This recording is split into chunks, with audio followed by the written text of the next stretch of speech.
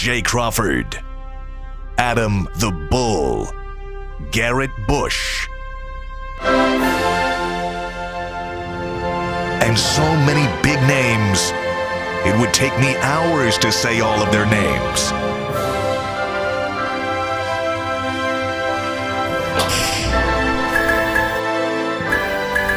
The ultimate Cleveland sports show. Booyah! Hey, here we are. It's a Wednesday edition of the Ultimate Cleveland Sports Show. Tyvis is in today. Hey, you know Tyvis is in today. I'm glad. Bull's voice cracked in the middle of that sentence. My voice is cracking. Mickey Mouse Bull in the house in the lead host chair today. I'm just glad What's up, guys? that Steve decided to show my face. He threatened that he was going to mute my mic and not show my all show.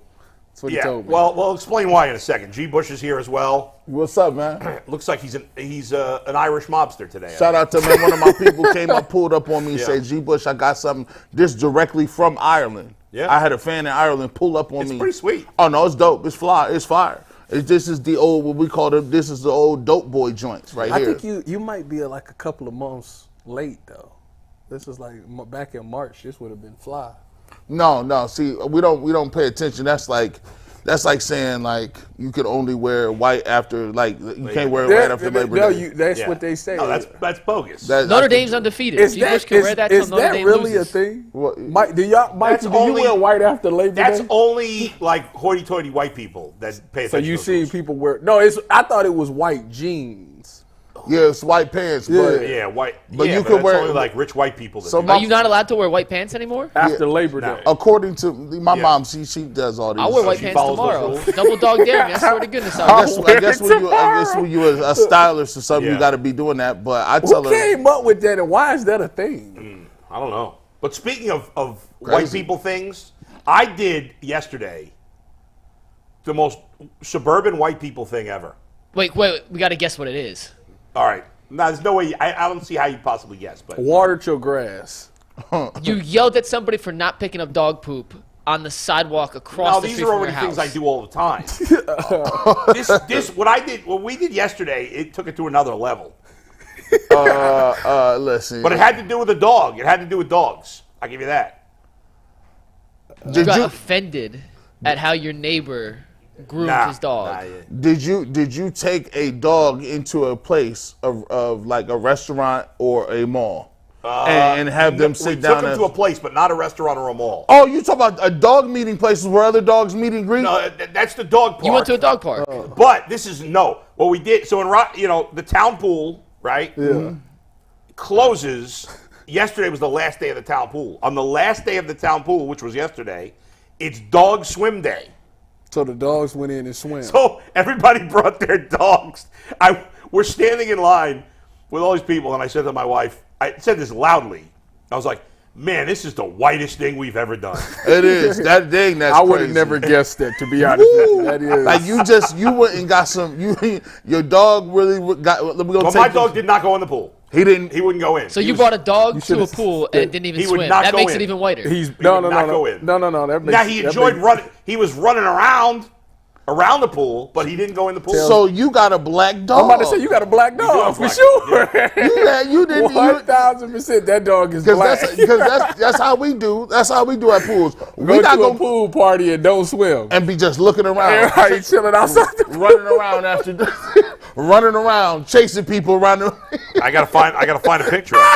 Well, Bull's looking that Hey up. girl, what's your name? I do want to give a shout out. Eddie tweeted out a clip over the weekend of the last time you three were on the panel together. And do you guys remember the show open and Bull's like, Oh my God, I remember this. It was so this funny. This is one of the funniest moments. We're not in the going to play show. it, but you got to play this. You want to play? Give me a sec. I'll pull it up. But if you guys Before missed you do this, it, this is a picture of my dog. You got to see this. Yeah, he's black. He's black. Is he black. the cutest dog ever? He's cool. Can we get close up on my dog? Steve or no? Yeah. There he is, Crashy. Yeah. Crashy. Crash Davis. Yeah, and like the cool part about it is, like, Although he's got you can see the Dalmatian. It's hard to see in this picture. He got spots? You see, he's got like the Dalmatian. In one of his paws, the only one that's hidden in this picture, is like a Dalmatian. It's like That's pretty cool. Yeah, it is cool. He's a good man. dog. See, man, every time Anyway, I see you got people's that dogs, clip, Mike? Anthony's pulling it up right While now. you get that clip, Today's the debut of the barbershop on UCSS, G. Yes, it is. Yes, it is. Wow, they had it ready to go. The graphic. Today, 3 o'clock. We've been working around the clock. Me and McNuggets was up this morning early, testing out the stream, moving around, shaking, and we're gonna have the barbershop today, 3 o'clock. We do a little Browns preview, rocking and rolling. We're gonna get it going today, man. I feel lucky, so I had to bring the green out today. I'm happy for you, G. Any guests by the way, or are you going solo? Oh no, it's solo. We got to preview it. We got to do it right. And shout out to Tyvis, because Tyvis, I don't know if y'all have his billboard, but shout out to Tyvis. My billboard. On I seen the Fox graphics and everything. Shout out to you and your national show. And now listen, how did they fly you first class? No, they didn't fly me first class, but they flew me. But this week I'm driving, because what I didn't know is after the show is over, like that's it. Like you can leave. Like I'm thinking it's like meetings, like see you next week. So I flew to Purdue, and I had to drive, which is an hour from the airport. So I had to get in the car, drive an hour, then sit in the airport, wait on my flight, and it was a 3.5 hour drive. So I should have just drove and I'd have been home. But where you going this week? Michigan State. I'm driving. All right. How far is the drive to Michigan State? 3 hours and 45 minutes. I forgot. Yeah, we talked about it last week, but then I forgot to watch, so I got to make sure I watch it. Oh, yeah. 10 to 12, Big Ten Network.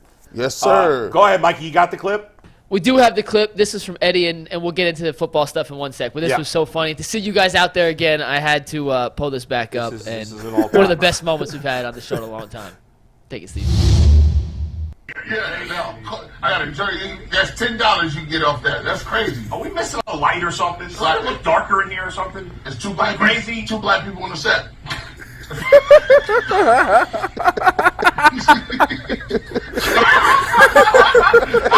Varsity matters here at UCSS. Yes, it does. I'm going to pass out. I mean, that is so definitely one of the greatest moments in the history of the show. Whenever Bull starts sliding down his chair laughing, it cracks me up. Yeah, that was the utmost extent. Oh, by the way, shout out to the UCSS fan that I played in Madden. I ended up. Oh, did you beat him? 21D. Yeah. Oh yeah, the 21 rule. He was upset. What does that mean? Well, so when you get up by 21 points, game's over. 21D. But he had a good thing going. He played with the Texans of all teams. I don't know. Why would you play with the Texans? Don't know. I played with Dallas. He played with the Texans. Ended up 21 but it was late. It was like in the fourth quarter. So he played a really good game. He said he wants to run it back with the Browns because that's his team. So one of these days, eventually we'll get to it. Yeah, I'm open to playing everybody in Madden. Very good. On today's show, guys, we've got the return of Leroy Hoard. Out of Miami. I got to hear this. We talked about it. Yeah, we talked about it. There's going to be a lot of trash talking. Leroy will join us at 11:30. We'll get a couple of questions in, and he'll be done by 12:15. So we got plenty to preview. We'll spend most of the show, obviously, talking about the Browns and Bengals, including a really interesting matchup between the Bengals D-line and the Browns O-line. So a lot to get to today. We'll hit on Terry Francona, who finally fully admitted yesterday that he's retiring at the end of the season. And so we'll get to that later. Wow. And so there you go. A lot to get to today. Mike, start us off. Before we do that, I have an update for you guys. We have not seen Earl the Pearl in studio for a while. He was sick at the end of last week. He's on PTO this week, so he's doing better, but he's off all week. So you guys can stop asking where Earl is. He's still part of the show. He's just part of a wedding this week. I think he's officiating the wedding, actually. He is. So he is off till the end of the week. He should be on the post-game show with G and myself on Sunday. Is he coming to the draft today or no? I do not believe. I think he has actually the rehearsal dinner, but not the actual dinner itself. It's rehearsal of the actual ceremony today. So I don't think he's going to be at the draft. In the middle of the week? It's a Friday wedding. Oh, Friday. I don't know all the stuff. It's the first wedding Earl's ever been a part of. I only get the fringe details, but Earl is doing much better, and we do miss him, but he's not sick. He's not fired. He'll be back next week. He'll be back next week. He and he's Jay just will off both on be back PTO, next week. So. All right. Mike, hit us with our first topic. You hit us with it. Yeah. No, we are almost at Sunday. So close, I can smell it, I can taste it. I cannot wait for real football. Tomorrow, and yesterday we did a lot of focus on how the Browns defense is going to have to slow down Joe Burrow and the Bengals offense. So let's kind of flip the switch here, and we'll start with the battle in the trenches here, Bull. You just alluded to it, but The Bengals' defensive line, I think, is one of the more underrated units in all of football, not just in the NFC North, in the entire league. And the Browns' offensive line, when healthy, is one of the best groups in all of football in their own right. So when you look at those two when they match up against each other, which side do you give the edge in the trenches to when the Browns have the football? I think it's a really tough call, guys, because both units are very strong. I think the Browns' offensive line gets more recognition than the Bengals' defensive line gets. Yeah. The thing that the Bengals' defensive line doesn't have is they don't have a superstar on the end. Mm-hmm. But I think Trey Hendrickson is just in that next group. Mm-hmm. He's very productive. Very underrated and very productive. Yes, he is. Yep. Outside of the big sexy names, including Myles Garrett, that top group of 4, 5, 6 guys, I think he's in that next group. Sam Hubbard's Buckeye, of course. Go Bucks. A very solid player on the other end. Yep. And the Bengals are very stout in the middle. DJ Reader's probably a top 5 defensive tackle. Easily. And B.J. Hill's very underrated. They have good depth throughout. They cut a couple of defensive linemen that I thought were decent players. So I would say, now, on the other hand, the Browns' offensive line is healthy now. Now, a problem for their offensive line has been staying healthy. Mm-hmm. We've talked about this. I'm a little concerned about the Browns' tackle play. I'm not concerned in the interior, but I am a little concerned in the tackle play. I'm going to give the Bengals a slight edge in this matchup. I think it's as close to even as it can get. I would go like 52-48 Bengals D-line, but I think it's very close. Actually, what say you? I agree with you. I'd get a slight edge to Cincinnati's D-line as well, because the thing about last year when the Bengals played the Browns last year, in the first game, you remember, DJ Reader wasn't there. Yeah. I think he was hurt. Yeah, he missed a few games this year, yeah. And the Browns ran all over him. It was over. Yeah. Second game, he was there, and I think it might have been one of Chubb's worst games. So I think that having that guy in the middle, and obviously the Browns have to come up with a plan to try to get him out of there. But when you got a defensive tackle that can penetrate like that and get in that backfield and make that running back stop his feet, that's like the worst thing for a running back. And he does a great job of doing that. I don't know, maybe we can blame it on the health of the offensive line, but I just think DJ Reader's a really good tackle. So I would, for that reason right there. And then on the outside, I mean, Jared Wills and Jack Conklin, they hit or miss, so I would get a slight edge to Cincinnati's D-line, because Trey Hendrickson is one of those guys that when he get going, for the Saints, he was really productive. With Cincinnati, he's been very productive. And you're right, he's one of those guys that his name doesn't get mentioned in the top DNs, but he's just outside that category, and he can be a problem. And Sam Hubbard is a guy that got a great motor on him, who's going to keep coming and coming and coming and coming. Wow. And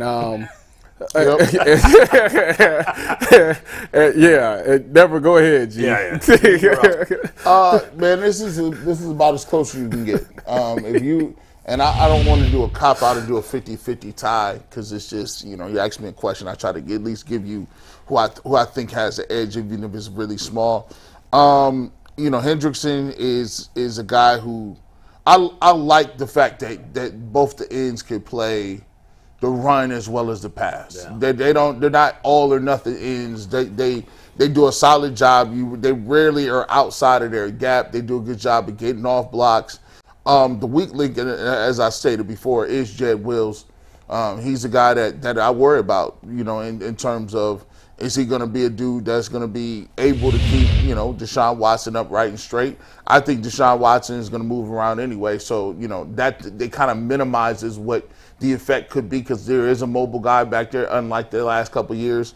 I would give here's why I'm gonna edge the Bengals. I'm gonna edge the Bengals because I want to see if Wyatt Teller was the Wyatt Teller of, say, 2020. I go with the Browns, because I thought Wyatt Teller was playing like a top 10 type lineman. He was. He was a rogue. He was an impact. Anytime he was pulling, he was getting 2-for-1s, BOGOs, buy one get one free. He's knocking. He just knocking. Yeah, I'm gonna get the D tackle. Then I'm gonna go up and upgrade and just be in the secondary on your safeties and corners. That's illegal. Well, like he was getting that. I was like, oh, this dude is crazy. For the center, got to come into play in that. If he could push up to the next level, that means that Tyvus up there telling his D lineman, hey y'all gotta do something. I'm telling you, I should never see him back here. I'm telling you. And when you look at this matchup, guys, you know, the Bengals, their linebackers are really good. Yeah. Right? Yep, So if the Browns offensive line can't get to that second level and you leave those linebackers, they've got two, you know, top 15 linebackers, top 10 maybe even. If those guys if offensive linemen can't get to them, that's a problem. They're very seldomly are they not gonna make the play. Right. Like in a one-on-one situation, more times than not, they do a good job of tackling. It's like a Bobby Wagner. If Bobby gets a one-on-one and it's clean, he's a for sure tackler. Right. So that's what DeQuell Jackson was. Exactly. DeQuell always made the play. The Browns are going to have a way. It really comes down to the center. You know, Ethan Pochik is going to have to. He's going to have some times where he's going to have one-on-ones. The guard might give him a little bump. But he got to get to that next level to help get to that linebacker. If he gets hands on the linebacker, that's how you create those alleys, and that's how the running backs hit it, which is what Chubb is looking for. Yeah, you know, where the Browns are super dangerous is when they was really rolling, when they had J.C. Treader and when they had Teller, and then they had Bitonio. They was road grading. And on top of that, up front as a defensive lineman, they were so varied in the way they could run outside zone. They was running stretch. They could run in guard tackle, pull backside, kick out. They could run inside zone. They was running gap schemes. They was doing a whole lot of different things with Baker Mayfield because Baker didn't have the skill set. So they was running a lot of play action off that. And so they kept you always guessing and judging because they had tight ends with motions and shifts and stuff like that. So now I'm anxious to see, are they going to still be as mobile and as moldable in their run game, or are they just going to be like, well, look, we got Chubb and we got Deshaun Watson, and now you can't put that many people in the box and Chubb will make one guy mix. It also comes down to what formation they coming out. If they coming out in gun and they spreading things out, you know, now you're looking at more of a zone team. But I think Chubb is one of those guys that wants to get downhill. So I'm interested, and I think everybody's interested to see how do you mix the Deshaun Watson and the Chubb that works with your offensive line. And then another thing, Ethan Pochik was a Pro Bowler last year, right? Yeah, he was. Was he? Was he? Yeah, or was he was an alternate. I felt like he was on track for it, and then he got hurt. But I can't remember if he... I know he graded out. He was not actually named a Pro Bowler last year. But had he not gotten hurt, he probably would have been a Pro Bowler. I guess. We don't know that. Well, I was only interested. It felt like he was playing at that kind of level. I was only interested because I was like, you know, maybe thinking about, dang, we did lose J.C. Treader, and, you know, is it the center position that's kind of hampering the run sometimes? Like, you know, because that's a big part. Yeah. If the center can handle the tackle by himself, then that guard is free to push up to the next level. Did you guys see the picture of J.C. Treader at Browns Tiny. practice? He looks like 150 pounds. They all do that. Yeah. Every offensive Except line, me. Some of them get fat. Yeah. Some of them get like what's his name from the Jets who's on ESPN. He gained more weight. Oh. Damian Woody. Damian Woody. No, I thought you said Darrell Revis. Darrell Revis got fat. Darrell Revis weighs more than Joe Thomas, I think. Oh yeah, Revis. Hold on. No, I did not. He got fat. He played a bend. But J.C. Treader, like Joe Thomas got thin, but J.C. Treader's like he looks like he's a tiny guy. A lot of people, you have to eat thousands of calories to maintain that. So a lot of people not really even that. Because what happens is if you're an offensive lineman and you don't got it naturally, a lot of those dudes is like just bigger guys with good feet, like tight ends or good guys like that. They got to eat thousands of calories. Like there's a whole program during 2 days or during camp so they don't lose weight, which is crazy. I'm trying to find Steve Becker says Darrell Revis ate his island. That's a good one, Steve. I give you credit for that. I got a PCC question in a sec, but before I tell you the answer to that, I have a question for you, then we'll get to the next matchup I want to focus on. Yeah, we want to get to the passing game and the secondary. We'll get to that in a sec. But real quick, if you had to choose, and the answer is probably it's not going to happen either way, but I'm just going to ask. Yeah. Would you be more surprised if on Sunday the Browns' offensive line completely dominated the Bengals' defensive line, or the vice versa, where the Bengals' defensive line made Deshaun Watson's day hell? If you had to pick, which one do you think is more likely? I would. It's funny. I give the edge to the Bengals' defensive line, and yet if you ask me which was more likely to be dominant, or at least look dominant watching it on TV, I would say the Browns' offensive line. Yeah, because the Browns have they have haymaker ability. Yeah. Like they got guys. If they get hands on you, it's done. I don't care who you is. Like if Teller is balling and he's pulling, and you got Nick Chubb, that's almost a cheat code, because that means you're out of the play if he touches your body, and it doesn't matter who. And Nick Chubb automatically makes the first guy miss most of the time, which leads to like big chunk 20-yard plays, and it just makes you look like you got killed. I don't think it's ever been since they've been playing, obviously the Browns have always rolled over them, but even in the loss, I feel like I don't think they D-line looked dominant over our offensive line. No.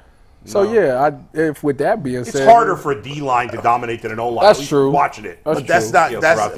That's not really their forte. Like, even with the Browns, they have Myles Garrett, but the systems that they were running wasn't conducive to other people getting loose like that. They just going to be very sound. They're they're going to be very sound. By the way, you mentioned Baker Mayfield. It reminded me last night. Real quick story, very quick. I'm in this keeper league for fantasy football. It's an auction, blah blah blah. You got to start 2 quarterbacks. This one guy in the league, his 2 starting quarterbacks, Baker Mayfield and Ryan Tannehill. That's crazy. Puke. That's disgusting. I'm going to do a fast read because that is so disgusting. No shot. Go ahead. We asked the internet a question whenever we do that. It's brought to us by PCC Airfoils. If you're looking for a job with career advancement and great benefits, well, PCC Airfoils is the leading manufacturer in Northeast Ohio. All locations of PCC Airfoils in Eastlake, Menor, Wickliffe, and Minerva are hiring for all positions starting at $18 and up. Plus, full benefit packages, paid time off, and a signing bonus. You can apply online at precast.com/careers to learn more. We asked the YouTube chat who they thought had the edge in the trenches. And with over 260 votes in less than 10 minutes. 83% Browns O-line. 76. So 3/4 believe the Browns have the edge in the trenches. All 3 of you guys actually gave the edge to the Bengals. So little split there between the chat and you guys, but very close. Very close. It's very close. Toss up. Before we get to the Browns receivers against the Bengals secondary, you mentioned tomorrow night's the first game of the season, Lions, Chiefs. That line has gone down to 5 because Travis Kelce may not play. I think they're now saying it's a bruise. It's a bone bruise. It's a bone bruise. He's questionable for tomorrow. Now, my guess is it's Travis Kelce. He's going to. I mean, he got hurt his rookie year, missed the whole season. I don't think he's not missed a game due to injury since. I think he missed a game because of COVID or whatever. But he's never missed a game since his rookie year due to injury. But that's going to be an interesting one if he doesn't play or whatever. When you get older, the body doesn't heal the same way, so he might have to sit this one out. And I got him drafted in one of my, I know everybody was sick. But I will say this: this is a weird little thing. You mentioned the quarterback situation, 2 quarterbacks leagues. I do have in another league, 2 quarterback league. You got to you got 2 quarterbacks, but they got the same bye week. Oh yeah. And that's terrible. And so then it's like they only allow you 3 quarterbacks. So it's like you got to cut one. So I had like the 2 best quarterbacks, and I'm not cutting them. I'm just going to take an L one. I'm going to take one of them L's. Take an L. We do have to get to the other matchup before Leroy joins us. The 2 big question marks, at least on paper. Yeah. In my mind, you may disagree. We know Amari Cooper's a proven commodity in the receiver room. The rest of the guys, all talented, just we need to see it on the field more consistently before we anoint any of them. Similar to the Bengals secondary, 2 brand new safeties. They lost Von Bell, Jesse Bates. They have to replace their 2 starting guys on the back end, and those 2 guys both got paid handsomely this offseason. So where do you give the advantage when the Browns are passing the ball? Do you give it to Cleveland's receivers, or do you give the advantage to the Bengals' defensive backs? Tyvus, you want to start? Man, this is another one. This is a little closer than I thought because we're doing a lot of projecting here. We know we got one in Amari Cooper. you know we like Elijah Moore and what he's bringing to the table, but we haven't seen the way they're going to try to deploy him. Donovan Peoples-Jones had a nice, year last year, and Njoku we think is going to play better with Deshaun Watson. It's a really close one because the Browns have some newcomers. This Bengals secondary has some newcomers. I wouldn't say either side has any stars. You have some good players. Guys that are really, really like good, solid pros. I would put Mark Cooper in that area. Looking at it, this is another toss-up. You could go either way. Just because the Bengals did lose Bates and I would give the Browns a very slight edge just because I like the fact that I think Amari Cooper can get open. And there is Deshaun Watson throwing them the ball, which is an upgrade. But I wouldn't be mad at anybody who said that the Bengals got a better secondary than the Browns. Go ahead, Tyvus. I give the slight nod to the Browns as well. Outside of everybody, Amari Cooper is the guy. Obviously, he'll go up against Cheeto.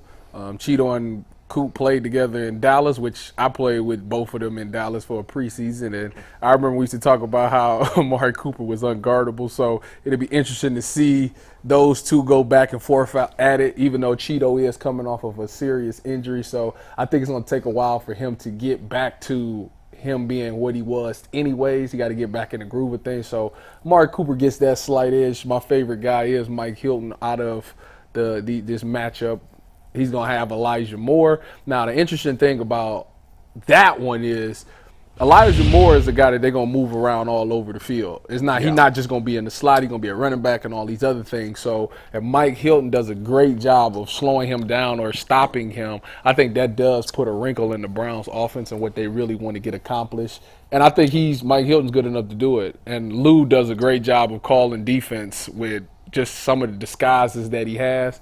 But ultimately, I think I get a slight nod to the Browns because of the fact that they got Deshaun Watson, and Deshaun's going to put that ball in the spot where only his guys get it. We've seen him in the preseason, and I got a chance to see him in practice. He looks really, really good, and I'm excited to see him get back out there and do that. So just from the simple fact that I think Deshaun Watson will be back, that's why I'm going to get a slight advantage to the Browns receivers. We all thought it was close on the line, and we all gave a slight edge to the Bengals D-line. We all think it's close, wide receiver versus secondary, and I'm with these guys. I'm also giving a slight edge to the Browns' offensive line here. Now, I Browns think receivers. Browns receivers. What did I say? Offensive line. Sorry. Browns receivers. Yeah. One of the things you mentioned, Chidobe Awuzie is the Bengals' top corner. He is coming off a serious injury. He was having his best season last year before he got hurt. Mm-hmm. He was having a Pro Bowl caliber season. He got hurt. You know, playing your first game, that's tricky. Coming off a knee injury. It's all because you got to get the groove and the feeling back. And so I got to give Amari Cooper the edge there,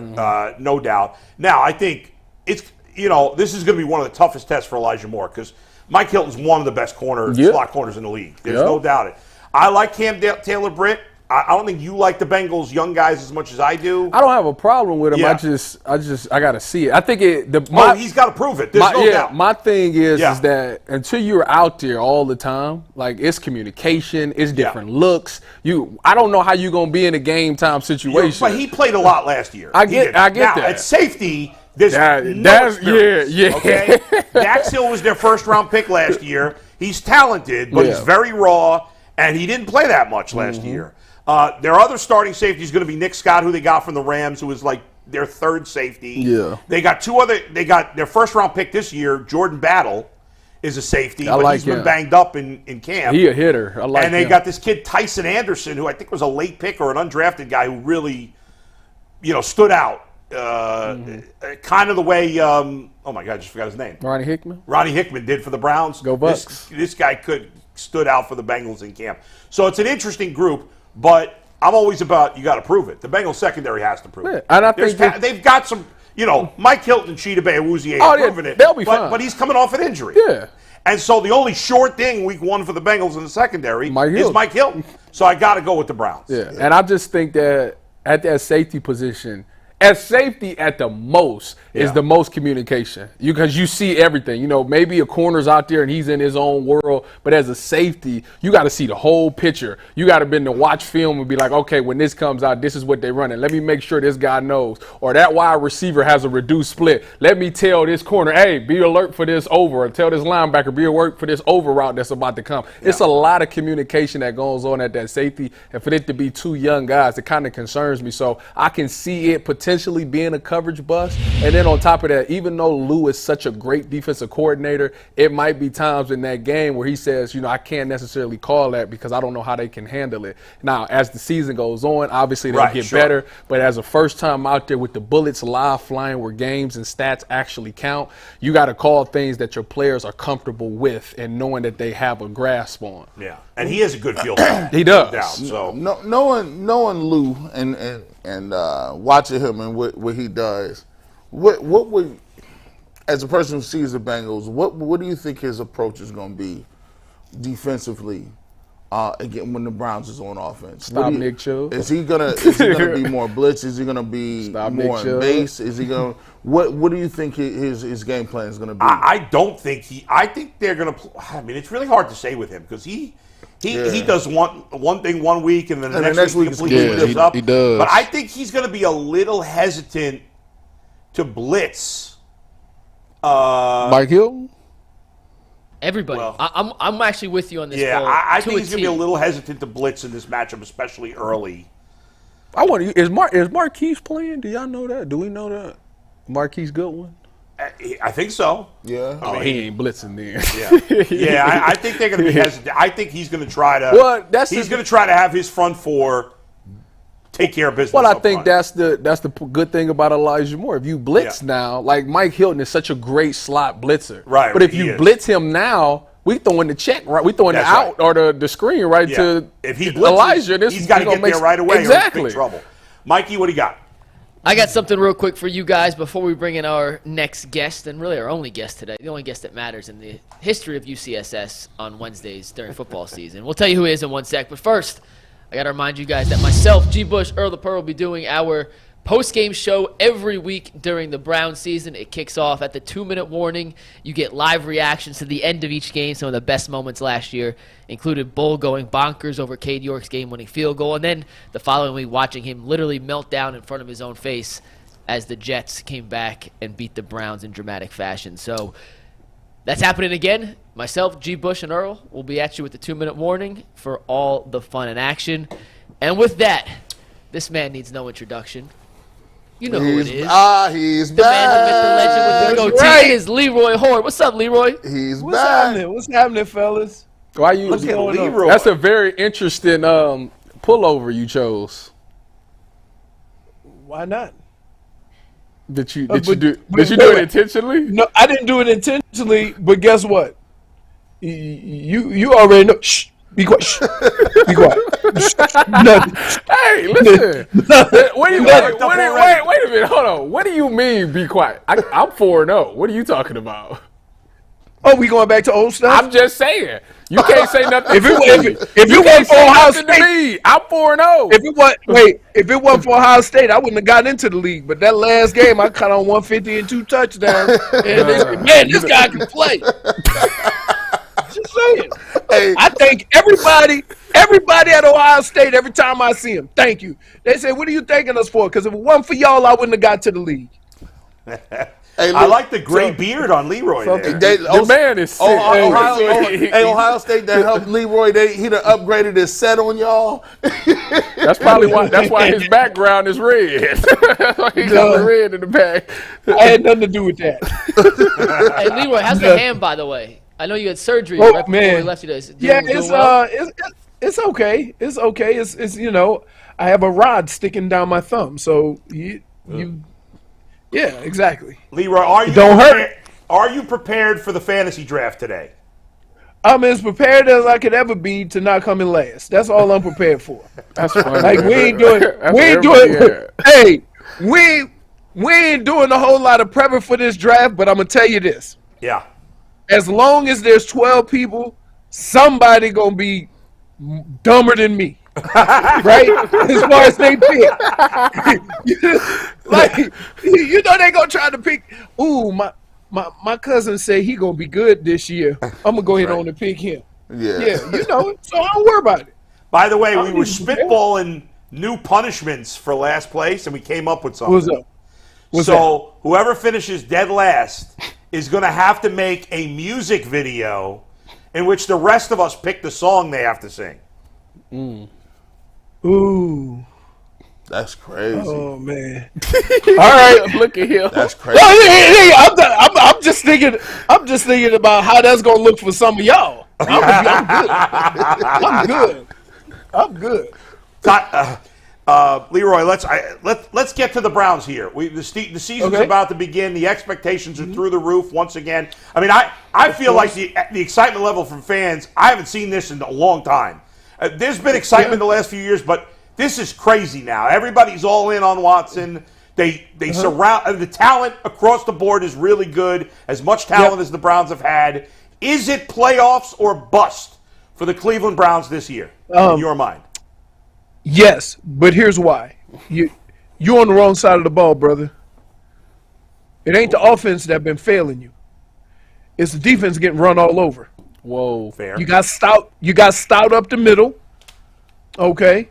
And that is going to be the attitude change because Schwartz does not play. The attitude change on the other side of the ball is what's going to make the difference.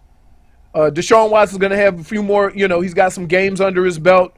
The offense is going to have some kind of continuity. I just hope that, a lot of times when you get a new car, you want to drive it, even if it's raining or snowing.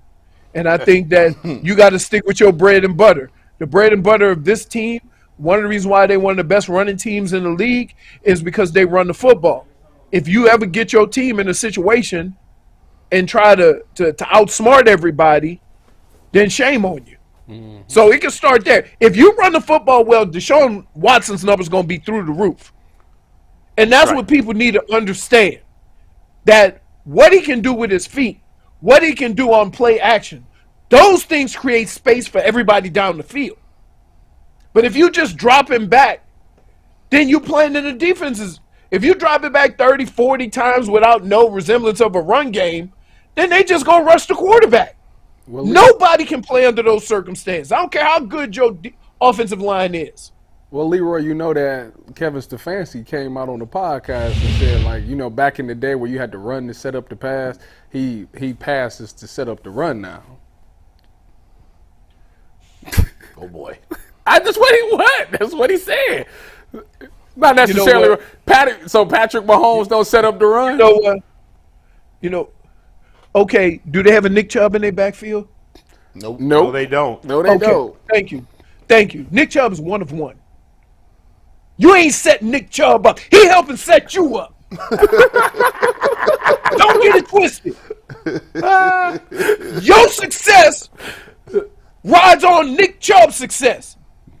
Because when Nick Chubb gets off, the whole team gets off. Am I right or am I making this up? No, you're right. So I want to understand how coaches been around football their whole life and just gonna dismiss Nick Chubb.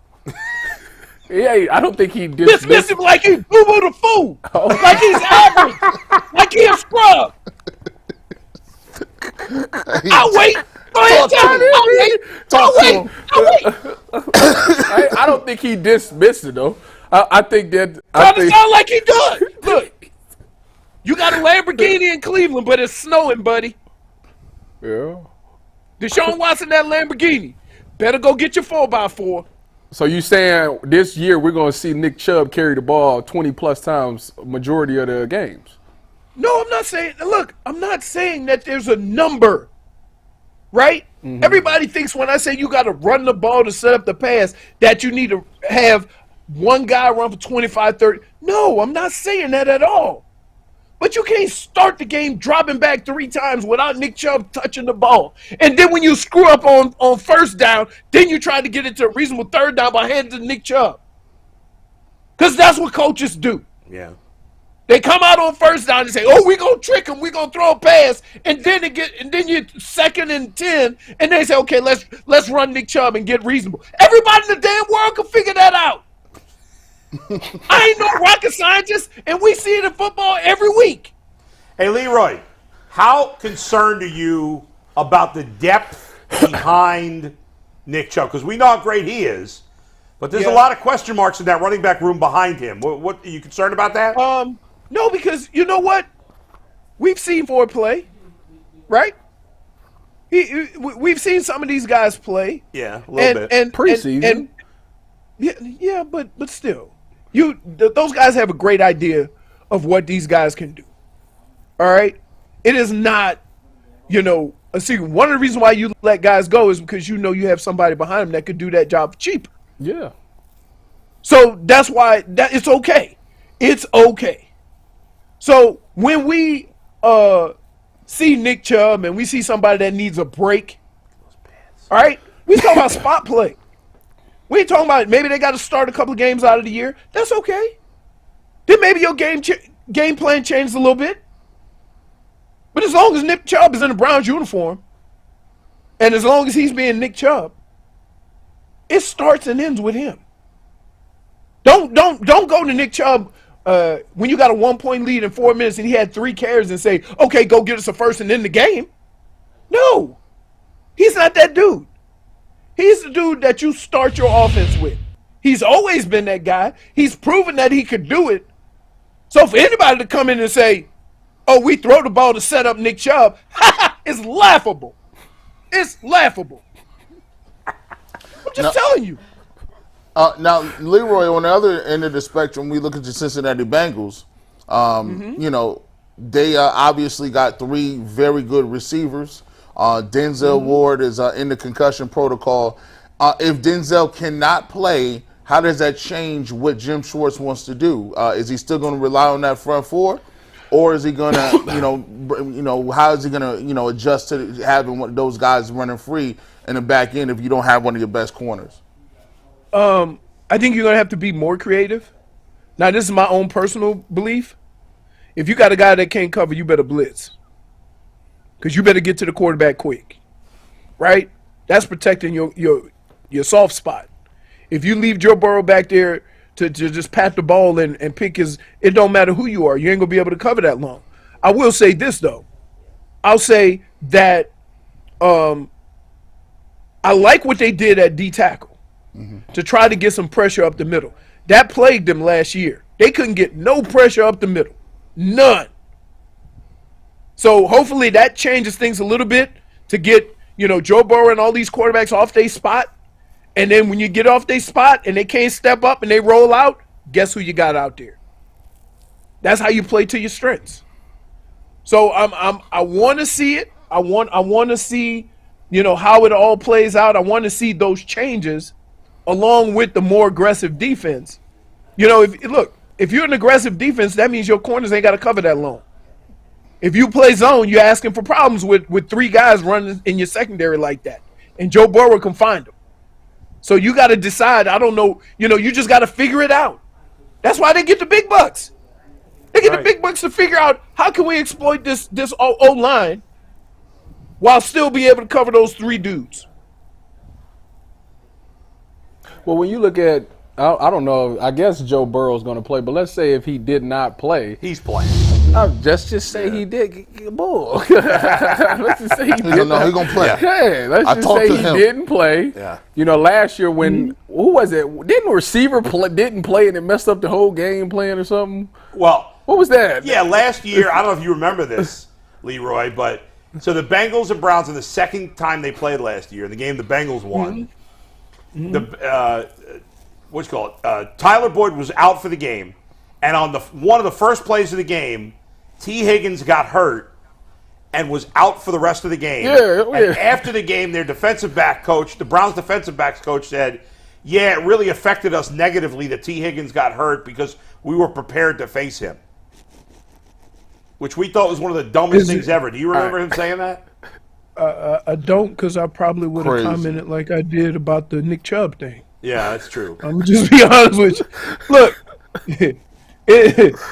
Look, I don't want nobody to be hurt, but if there was every time I lined up and didn't have to deal with LT, I'm like, them's the breaks. I look good. Awesome. You know what I'm saying? It's the same thing they say with me. Oh, Leroy ain't playing? Okay. One less dude I got to deal with. So it's part of the game, but I would never.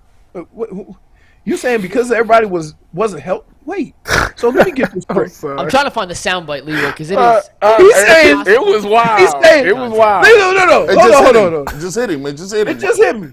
He said because one of their top guys was out. Two of them. It was two of them. It was harder for us to figure out. No, Because that means Chase you only went got- off for a huge game, and we were like, Double What? him. Why you? Triple It him. was, Oh, it was- because- it was wild. So he's still coaching DBs. We broke Leroy's He brain. dumbfounded. I think he's gone. Now. You got the clip or no? I'm looking for it. I'm telling Let me you. talk about this. Leroy, you Like you say. I ain't Wait a never minute. heard. Wait. Let's put it in that different position. If tomorrow night Patrick Holmes get a slam his finger in the door and can't play, and Kansas City still win, is Detroit gonna say, "Yeah, Patrick Holmes not playing, threw us off"? Yeah. That's Do you understand? Do you understand what you're saying? That's it to say. What are we doing? You He's don't. on point Can I there. say something? You don't always have to talk. You don't have to. Just because somebody asks you a question, you don't always have to talk. Yeah. Because Good point. look, most coaches will say this: it don't matter who's over there. We got to execute. We had to play better, right? Here's Easy the clip, answer. Leroy. Get out of there. We got the clip. Let's hear it. Here, you Hold can on. hear it. When I say I got it, Anthony has to load it. So just give me like 7 seconds Well, I to got, load it up. I got another question for you. No, don't ask the Yeah, question. all right, I'll wait. We have the I'll clip. wait. Steve, take the clip. Here This it is is. from last year. This is Jeff Howard. Is tag word not going to work, Ant? Oh, Oh my gosh. He looked wow. like he looked like he was getting ready to say something ridiculous. When I see it, I said, yeah, anyways. All right, What so are we doing? Can I let me ask you this question and we'll circle back. Yeah. The Browns linebackers, 2 of the 3 starters haven't played in the preseason at all with A-Walk and Taki because both of them are coming off of injuries. Tough injuries. Yeah, and you know that the Bengals offensive line got better this offseason. Joe Mixon is trying to have a good season. Does that concern you at all, or do you think that this D-line is so good with Jim Schwartz that it really won't matter that much? I think a lot of the stuff, you're going to see a lot of movement. I would guess they do a lot of slanting and stuff. Yeah. Don't just, get the guy in front of you. And that's going to allow some of these guys to get free in at the second level. And so you do that and you keep them moving so you make the other guys think. You know what I mean? If you're always shifting and slanting and moving or whatever, like you always got the offensive line thinking. And if you got them thinking, they're not playing. Right? So I think a lot of that movement does that. You got some guys that can run. They all can run. They might not be as stout as you would like, but hopefully that speed and quickness along with the movement up front will free them up so it'll just be one-on-one tackling. You hope that. Yeah. That's what I think is going to happen. Because just like you said, what if Ward doesn't play? And what are they going to do about the 3 wide receivers and all these different things? You know what you're going to do? You're going to concentrate on that front 7 and hope and do things to get them to the quarterback so that it becomes a tackling drill and not a ball over your head drill. Mm-hmm. Leroy, Tyvis referenced the Bengals' offensive line being better. It's better because they signed Orlando Brown Jr. to play left tackle. Yeah. Of course, you played with his dad. Yep. Talk to us about his dad, of course, and how well do you know Orlando Brown Jr.? I mean, I'm sure you knew him when he was a kid, but yeah, they don't call him Zeus for nothing. Yeah, right. Big boy. I remember when I got done with football, the one thing I remember Big Zeus for is remember the dude put his eye out with the flag? Yeah. Yep. And he went after him. And we like, oh, man, why he going after him? We didn't realize he damn near lost the sight in his eye. Yep. I think the dude had it coming. I'm going to be honest with you. Them flags are not light. Yeah. They tossing them things 30, 40 yards. So, that's what I meant. But if he's anything like his dad, he's a mauler. No nonsense guy. You know what I mean? He bout it. So whatever you bring his way. But I will say, for like Myles Garrett, he gonna have to use speed, right? speed and quickness. That usually tends to be the antidote for dealing with big tackles. Speed and quickness. So we'll see how that plays out. You know, Leroy, I during the summer, I was going back watching a lot of the old school Browns games, and I'm talking 89 all the way through 94, 95. And one thing that I noticed was the authentic nature of the home field advantage. Now, I was watching those games, and I was getting chills because, I mean, let's be clear, that place was a dump. But it was terrible. It was a dump. But you saw people have to come in there, and they was really calculating. They couldn't hear. They didn't like being there. They was on these dirt fields. Yeah. Is that a product of winning football games and the fan base being behind you, or is that just a special place in time? Because I wonder if it's possible to get that back. Because I thought when you had to come up here and you had a home game in the playoffs, it was a nasty thing, and it was a really advantage for the Browns. I tell you what, it's a tribute to the Cleveland Browns fans. Like, people all around the country don't go park their cars on Friday and Saturday so they could get a good tailgating spot on Sunday and just be without a car. You go downtown on Saturday and Sunday in Cleveland, and the streets used to be packed like there's 1 million people down there, but some people just parking their cars for a good spot. They were committed to it, definitely committed to it. So I think it's a testament to the fans. It was a dump. Let me tell you, we had upstairs and downstairs locker rooms because there wasn't enough room to hold both of them. So they put the starters down on the main floor so the coach could talk to them, and they put the young guys, if you was a rookie or you're a backup, up top. We called it the penthouse, right? So we had a TV up there, everything. So one game we played, it was cold as hell. It was so cold that I wore turf shoes on the grass and never slipped. And everybody was slipping. They go, "Why you ain't slipping?" I say, "Because plastic on ice don't work, dude." I was the only one that packed my rain shoes with the little knobs on the bottom, the rubber knobs, right? So I was moving. Everybody's like, why are you slipping? Right? This dude ain't slipping. They all on the ice, whatever. So it was so cold. Right, so the game's over. We go upstairs. Now, it was a dump now. There was a hole about this big in the window. And there was only 2 showers up there.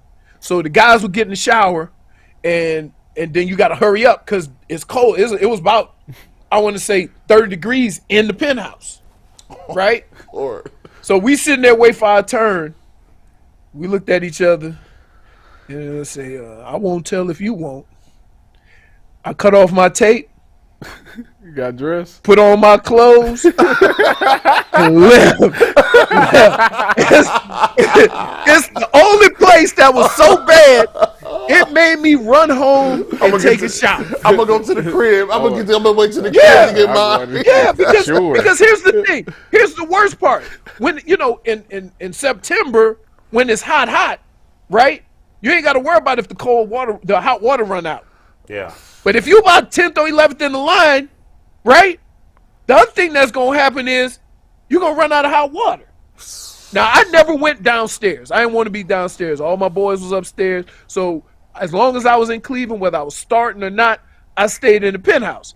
The only difference is I was a starter. I could go to the front of the line. Yeah. You see what I'm saying? Yeah. House rules. Yeah, house rules. But yeah, it was, and you know what? Who cares if half of the fans had to look at the game like this? around those unnecessary posts that were around the stadium, right? You could have a seat. You could have a seat on like the 40-yard line, up underneath the covering, and be right behind the pole, and those supposed to be good tickets. It was crazy. But yeah, man, all that stuff there, all that stuff you talking about, is one of the reasons why I still to this day have never been in an environment going to a game like I have in Cleveland.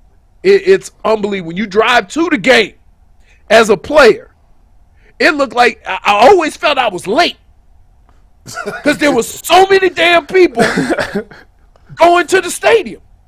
So, yeah. Mikey McNuggets, last question for Leroy. Leroy, we're going to give our official picks for the playoffs and Super Bowl tomorrow, but I want to ask you this before we let you go. Plain and simple, will the Browns make the playoffs in 2023? Yes. It's crazy because this is the toughest division in football. Bar none. Yeah. Cincinnati, you know Pittsburgh going to be in the hunt. I don't care who playing for Pittsburgh. They always seem to be in the hunt. Mm-hmm. Baltimore would have been in the hunt last year if not for Lamar Jackson getting hurt. Now they added weapons. Mm-hmm. And now you got Cleveland with Deshaun Watson and a revamped defense. So, yeah, I think it could be 3 teams go. 3 teams go. I personally think that Buffalo's going to have a letdown because when you get to a certain point in your career, you can only be who you are, right? Now, Josh Allen can change how he tries to run over people, but he can't change running because that's part of what made him who he is. So when he says to me before the season, I'm going to try to sit in the pocket and pass more, the last guy that did that was RG3. Now he in the booth. So I think the Bills going to be the disappointment of this year because their quarterback is talking nonsense. Leroy, great stuff. Good to have you back, buddy. Appreciate we'll talk to you man. next week. All right, boys. All right. Go Bucks. All right. See you this afternoon, Leroy. We'll see. Leroy's like, I'm going to let that one go for now. Yeah. Next week, I'll catch you. All right. Good to talk with Leroy. Great start. He was on fire. Full of energy. He was on fire. Before we move on, though, real quick, I do have to mention that if you haven't already hit that like button or the subscribe button, please do us a favor and hit that like button, hit subscribe. It is completely free, and you would be amazed at how much a like and a subscription goes when YouTube creates its algorithm to deliver our videos elsewhere on the internet. It helps us a lot. It's completely free. All it takes is a click of a button. And we appreciate you guys very, very, very much. Man. Numbers already this week, Bull, off to another tremendous start. Yes. We have the best fan base in the country, Cleveland, but especially the UCSS folks who come every day and watch us have fun out here on the show. So we appreciate you guys. Let your friends know out there, if they don't know about the show, they're crazy. The best sports fans in Cleveland watch this show because they're the smartest sports fans in Cleveland. They know where the best sports talk is happening, and it's on this show. And we don't waste your time with 80-minute commercial breaks. We keep it moving, as G. Bush would say. So let's go. So let's keep it moving to this. The first depth chart is out, guys. Yay. As a player, Tyvis, if you're battling for a starting spot, It better say or. Are players looking at that? It better say or. Yeah. If I'm battling for the starting spot and they haven't solidified who it is, it better say Denzel Ward or Tyvis Powell. That's what it better say. Well, speaking of which, by the way, I don't know if you've spoken to Denzel. I'm assuming no. You told us. Do you think he's going to play? I hope he does. I mean, it's his 4th concussion. I know, man. I know. But listen, I think, the thing about being a football player is that's just who you are. And you're a competitive guy. You know, you want to get out there and then on top of that, these are your boys that you went through camp with. You've been through ups and downs with them, so you kind of don't want to let them down. And you know, it's like, and I get people like, well, you need to be concerned about your health, but that's. It sounds crazy, but you're not thinking about that. Not when you're 24. I'm young, I'm good, I want to play this game. So if he can go, if he finds a way to clear that protocol, I definitely think he's going to play. How big a deal is it for you if he doesn't play in this game, with this matchup in particular? Not a big deal because it's still 16 games left. You know, as long as he No. But it's in terms of specifically how it would affect this game. Oh, because if he doesn't. Oh, okay, I got you. So if he's not playing and we got Martin Emerson, I think that it would. I mean, obviously it'd be tough on Jamar Chase, and don't get me wrong, Denzel Ward is good. I'm not gonna say he's necessarily gonna shut down Jamar Chase, But having a guy that can at least be there step for step with him kind of affects maybe a quarterback think, okay, maybe it's not there. I think Martin Emerson or Greg Newell, it'd probably be Greg Newell because he'll probably be in the slot more. Greg Newell, he's going to have to do something. I mean, Jim Schwartz is really going to have to earn his money. You got to really depend on that defensive line getting home because trying to cover Jamar Chase one-on-one is a tough ask for anybody in the NFL. So I think at that point, maybe you do a thing where you got G New, playing underneath routes, and you got somebody over the top. Maybe you have a Dale Pitt spot shadow and coming down, cutting routes and stuff like that. Like you just got to be creative with a guy like that. G, what did you think when you saw the? What's that, Mike? Oh, I thought I heard you say something. What did you think when you saw the depth chart at defensive tackle? I was like, Jordan Elliott is starting. Why is that shocking? We thought he might be cut. What is this? I don't know why he was playing in the fourth quarter of the Hall of Fame game. It's not shocking because to me because it's like he's been there, so he's an experienced guy. Shelby just got there. Right. He's still learning some things. I think it's a quick rotation between the two. Like, I don't think it might say that, Shelby is not the quote-unquote second starter, but he's going to be in there rotating a lot. So I think the way that Jim Schwartz is running that is that it doesn't really matter. They're going to continue to rotate those guys. Especially at that second tackle's position. He got a quick hook. Gee, real he definitely does. Because Harris is the guy. But I'm just saying, I think for a guy that understands the defense and understands everything, I don't think Shelby got everything down yet. Yeah. So you can't. Hold on, real quick. Is Ika? Where's Hold Ika? on, one sec. Ika's listed at DT5, but Denzel Ward says he is practicing today. There you go. Very important. That means he's going to play. I try to told you. It's not like it's a knee injury or something. But it is the fact he's back on the field. Browns, obviously, is good. Ika was listed as the 5th defensive tackle. He's on the defensive tackle. He's the first string tackle on goal line. Who, Ika? Yeah, he's goal line. He's short yardage. He's on the jumbo package. He gonna see some time for sure though. Yeah, he can play. Like Hurts gonna play. Hurts should definitely be in that rotation. They shouldn't. Well, I mean, are we sure he's gonna be? They're not gonna have 5 D tackles active on game day, are they?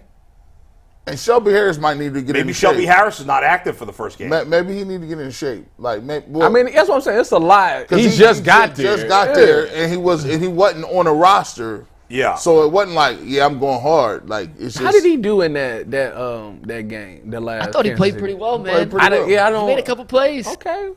I thought he played well. If you simplify for him, he can go out there and play. Because Lord knows I've been trying to get Elliott up out of here. Yeah, we know. We know. Like he's not out yet. No disrespect. He got a quick hook. No disrespect. But, I mean, I ain't never seen him make no plays. Like never. No. He about to prove. By the way, funny line. Before we get, I want to get back to Ward here in a second, but funny line from Trevor Lawrence. He was asked what a successful season would look like for the number 1 overall pick, Bryce Young. He laughed and said, maybe asking the wrong guy. Hopefully it goes a little better for him. Right. Good. Wait, that's funny. Denzel Ward practicing, I think it's a pretty big deal. No, it is because he's going. I assume he's going to play now. Yeah, because I think you got up till Friday. If you don't practice by Friday, like you can't play. So if he's going today, it's good that he's going today and at least get going through the motions because there's nothing worse than sitting out and then practicing that Friday and trying to play in the game because your body's not used to it. You got to rev it back up. So it's big that he gets today, tomorrow, and then that fast Friday just to go through the motions so he can be ready for Sunday. I can't remember now. I know that gnat killing me too. Yeah, there's a gnat here. Refresh me. Maybe you know.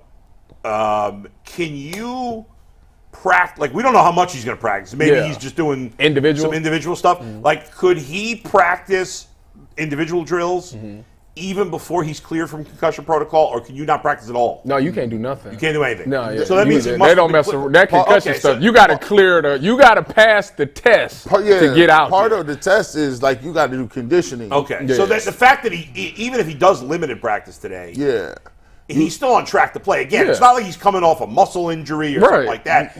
It's concussion. If he's cleared, I don't see why he wouldn't play. You have to be symptom-free throughout a battery of tests. It's like you got to be good for 48 hours. Is it 40 or 72 hours before the game, before you play? Something like that. I thought it was 72. Yeah, I can't remember. Well, either way, the fact that he's practicing today is a great sign. It means he's most likely going to play in this game, and that's good news for the Browns because really he was the only player that you were concerned about injury-wise, right? We talked about that, Jerome Ford. Show the linebacker depth chart there for a second. Oh, yeah, Jerome Ford is practicing. He practiced last Oh, yeah, week. Jerome Ford. Yeah, Jerome Ford's been practicing. He's been since last practicing week. it. I think all expectations are that he'll play. Yeah, I don't think the Browns are going to have any, unhealthy scratches. And that's crazy because I thought that Taki might not be a guy that was Right. going to play because he was injured later Late. than everybody. He got hurt Right. in October. But it looks like right? he's going to be ACL. ready to go. And he, JOK It's the new medicine. Walker. New medicine nowadays. They back Anthony Walker faster. Jr. What's that? Anthony Walker. I don't know why. Did you ever say a name And it doesn't sound right? and it sounds wrong in your brain? Like Anthony Walker just wasn't sounding right. It's like that's not his name. It's Because something you else. got to throw the junior at the end. Maybe That's that's his- it. Anthony It just sounded Walker is wrong his in my head dad. there for a second. Very bizarre.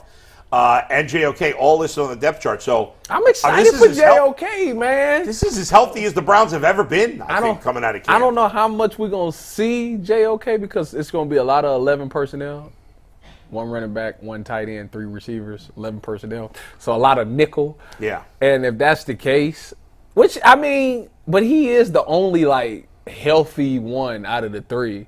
So I would Wait, Ty, I gotta stop and ask this question though. You think of those 3, Walker, Taki, and JOK, that there's a world where JOK plays fewer snaps than those 2? I feel like he's almost penciled in to play the most. See, that's what I was about Why to would he say. play the most? He was the worst of them all. No, last because he's Tyvus, tell him. he's Tell the him, Ty. most healthy. Like he got the Okay, most. yeah. Well, that meant from that perspective. Yeah, like I thought he's- Mikey was saying it as if he's the best. No, that's not what Yeah. he was saying. No, he was saying due to the other 2 coming off injuries and not Gotcha. being able to play in preseason, he's Yeah. the most up to date with game I speed think and stuff like that. I think he'll have a pretty good year. No, I think you know why he gonna have a good year?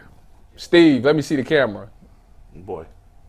Because DeQuell Jackson worked with him during OTAs, and if he don't, I got DeQuell Jackson's number personally, Yeah. and I will give him a phone call and tell him that coaching is not in his future if he can't fix JOK. I mean, Hey, for the record, DQ doesn't want to get into coaching. He wants to get in the front office. Whatever. And for the record, DQ, I see you out there. Hey man, stay safe doing these these little sea dudes. Wasn't he on a boat or He something? was on. He was on. Vacation. Yeah, I've seen him on IG. Hey, you know his kid? DQ's kid has like 100,000 Instagram followers. Really? Yeah. Wow. Cute kid. Must be nice. Train all right, young. so- NIL young. let's move on from the depth chart to 32 for 32. It's our last one. No. Oh, no, I'm sorry, we're Tomorrow's up to our number last 2. one. We Yeah, lined yeah. it up to end with the start of the NFL season. And right. before we do that, we'll tell you guys a little bit about Behind the Glass. We will do one tomorrow night before the first game of the NFL season. Myself, Earl, Anthony, except Earl won't be here tomorrow night, talk all things sports, give you some stories behind the scenes here at UCSS, and it's just an extra show, some extra content on top of what we do here for 2 hours every day, what we do for overtime, on top of what G. Bush is doing with the barbershop. So check it out tomorrow. I think we're going to do about 6:30. We haven't finalized the time yet, but we're going to do one show tomorrow before the kickoff of the Chiefs-Lions season opener.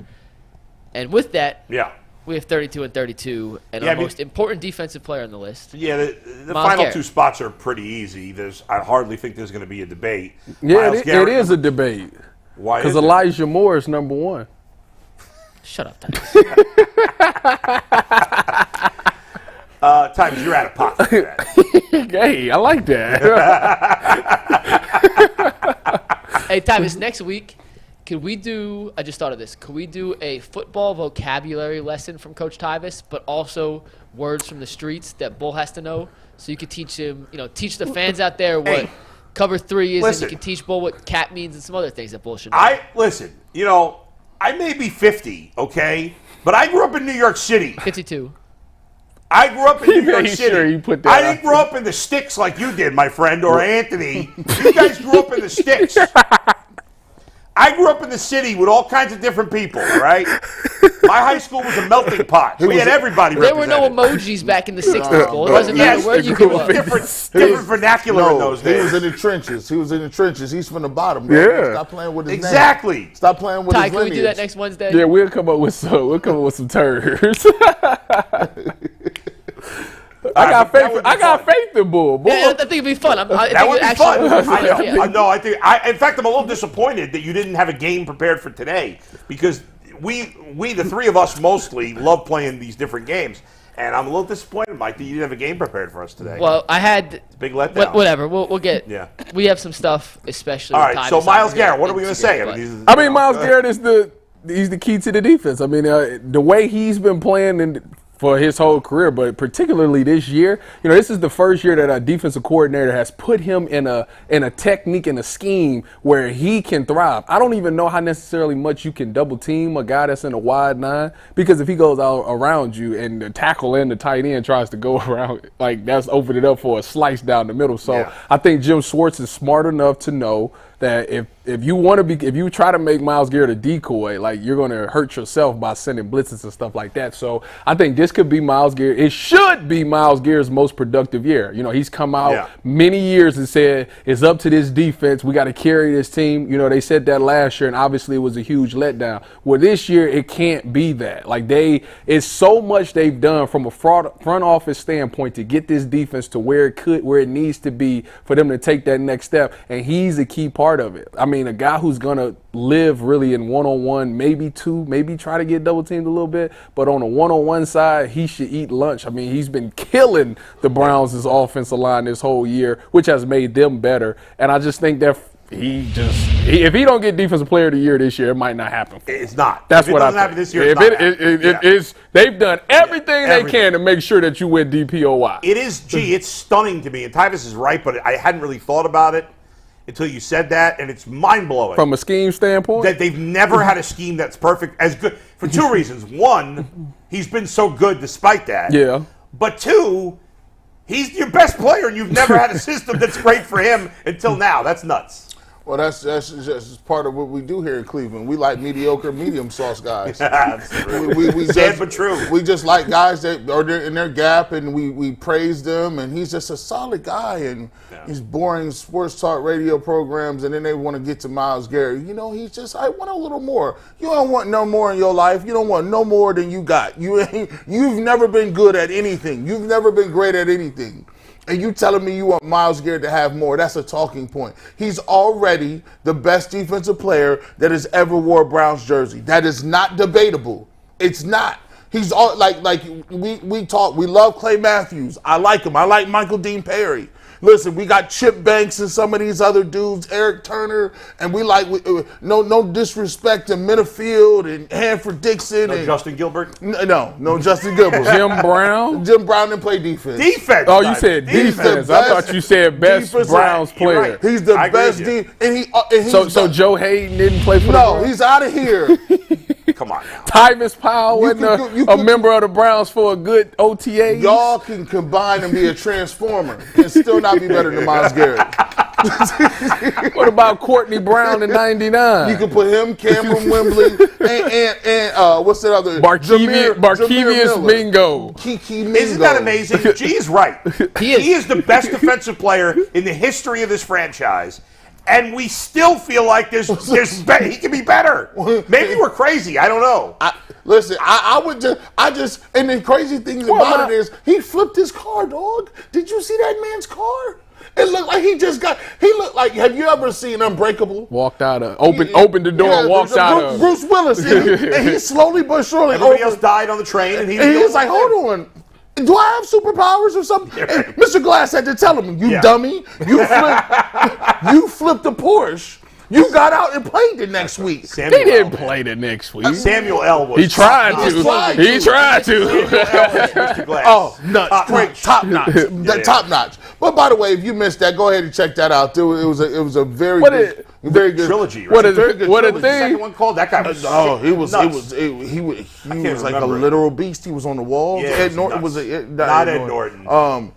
He's a British dude. It is. I can't think of his name, but that movie is scary. Well, the thing about Myles Garrett that that people get upset with him about is that, when you think about, for example, it happened last year, coming into the season, the defense was supposed to be the focal point and he was supposed to be a big part of it. And then obviously with the quarterback situation, then you go around the league and you look at guys like Michael Parsons. They lose Dak Prescott and Michael Parsons becomes that game record. Now, don't get me wrong, he's faced double teams, but Myles Garrett is getting triple. And he got more help on his side. Marcus Lawrence. Exactly. A star and player. then you think of TJ Watt. It's like he's such a game record. And it's like, He stopped. He went with. I guess the record with him on the field is their wins and losses is totally different and blah blah blah.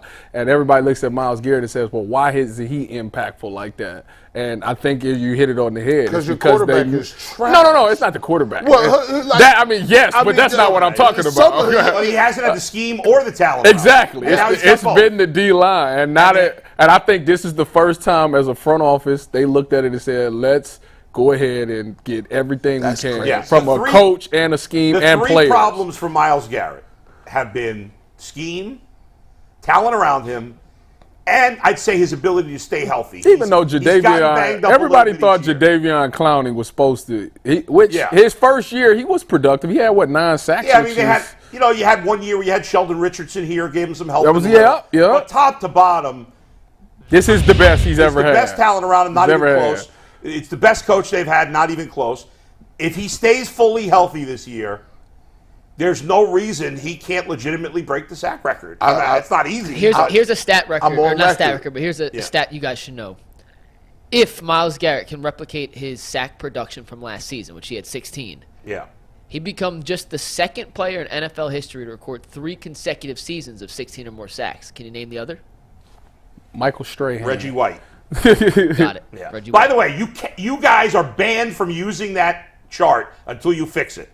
It's got to be in order. It's inappropriate. Why is it? Why is that chart out of order like that? That's ridiculous. I was looking at that too. I didn't want to say nothing. Because when I made that when we did the deep dive into Myles Garrett, when I broke down all his sacks, and I was just looking at other notable, because there are other players that are also in that category. I was looking at notable guys and where they go. Are you able to just change it, or would you have to make a whole new graphic? I have to make the whole new one. That's such a stupid system. But next week, when we have new game stats, we're redoing all of our graphics. So everything you see will be replaced and replenished with brand new stuff. Beautiful. So. Will it be a Coach Tyvus segment next week? Of course. There's going to be Tyvus in 2 days a week, starting this week. 2 days a week, yep. Oh, yeah. I'll be in tomorrow. I mean, he's in tomorrow, but starting next week, you'll be in Tuesdays and Wednesdays, yep. We're excited and about we got that. a couple new segments that'll be football season specific that we can't do until we have stuff to actually break down. So starting next week, we'll get back to some of the classics we did last season. We got some new stuff we're going to roll out, and it should be a lot of fun. We good on Myles Garrett. That was actually really interesting on Myles Garrett. Tyvus, what you said, and MG echoed with the fact he's never had a scheme designed for him.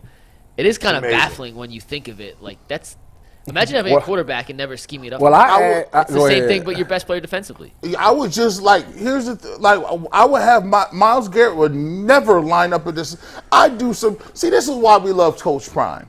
Coach Prime says, I got 4 athletes. When they go into the game, we scheme on. Listen, the rest of y'all, I'm sorry. We're going to get Travis Hunter this ball. We're going to get number 3 the ball, Edwards. We're going to get Joe Horn's boy the ball. And besides that, Shedeur going to throw the ball 100 times. Nobody else is getting touches. Like, Myles Garrett, for me, would walk around on the line of scrimmage. Walk. Like, I'm playing 3 technique today. I'm just going to play 3 technique this time, and I'm going to switch. I like this wide because how do you double or triple team it? You can't. That's what I'm saying. So why would you have not done that? And I asked Joe, I talked to Joe Thomas about it. I said, what was the worst thing you hated going against? He said the wide 9. I was like, why? He was like, because you got a guy you essentially telling a guy who's more athletic than me, probably one of the most athletic guys in the game of football, to line up, cock his stance, and either come at me full speed where he can bully me or go around me. Like, that's tough. Like, or if I get too far, he's just gonna go underneath. So why don't more teams do it then? That's a great question. Like, maybe they don't have the DN, the athlete of a DN to do it. That's fair. All right, guys. Real quick before, because I want to switch to the top 5 here in just a second, but I got a quick thing to throw at you. Top five. This is a quick thing. What is your rule? 5 seconds. For not even something off the floor. What is your rule? If you're walking into a building and you open the door and you see somebody, like, how close do they have to be behind you that you have to hold the door? Because we're getting to the point now where half these people think they're freaking doorman. If you're not right behind me, I am not holding that door. I would say maybe 4 steps. Most. 4 steps. Max, I'm with you. I try to do it for most women. Like, no, but listen, I hold it. Like, this is the. Oh, if it's a woman, I hold it. But we talking about. I thought you were talking about a guy. Four steps. No, Listen, this is a feminist society. I'm all about feminism. Equality. Power to women. They want I'm all about equality. equality. I'm not holding it any longer for a woman. F that noise. F that. You got a max of 4 steps. Wait a minute. That's trash. Bull. What if it's an older lady? That's different. Okay. Old people, Okay. I'll hold a little longer for old people because they're old. You said F they're doing. You know, if the woman, if it's a pregnant woman, I'll make an exception. Look, I'm gonna hold the door for the woman. No, but if it's a regular 25-year-old broad, she's coming in. I'm not holding it any longer. Out of pocket, bro. Listen, and I'll tell you something else. If I hold, I'm looking into the camera for this. This is how important. They better say thank you. Exactly, Titus. If I hold the door for you, you better say thank you, because otherwise I'm going to say thank you. It's obnoxious. You're getting old most of the time. You're getting old and grumpy, bull. No, isn't that obnoxious when somebody doesn't say thank you when you They hold the door? always say thank you. Most of the time. I'm about to people say, thank you. yeah, they probably. But once in a while, you get, especially a woman who's like a good-looking woman. If you hold the door for a good-looking woman, sometimes she'll be like, "Oh, you're a peasant. You should hold the door for me anyway." Hey, look, I'm trying to look. See, I've been trying to be worked with. I can't be. Nowadays, I don't be looking in the eyes of women all aggressive like that. I just be like, "You welcome and keep it pushing." You got to. That's how I'm moving. All right, fair enough. You know, here you go, boom. I'm gonna pivot and move. You can't be looking. Yeah, you can't be catching eye contact with no people. You get old. You be like, "Yeah, good day, man." Have a good day. All right. Real quick, Bull, you watch Game of Thrones, right? Yep. I do, yeah. So someone in the chat, shout out to 4Ps equals payoff, said they got my man out here like Hodor from Game of Thrones. You're right. Hold on. Speaking of which, there was an Instagram photo of Hodor and the kid he would protect at Game of Thrones. They were like hanging out recently. That's was huge, crazy. man. And you know, that was so funny. So is Hodor reliving that every moment of his life? People are screaming that at him all the time, probably. Like, is that like? Yeah, no, G. Bush, he Hodor. came out and said he can't walk down the street without people just yelling Hodor at him. Like, that's it. What do Nothing people else. say to you most on the street? G. Bush.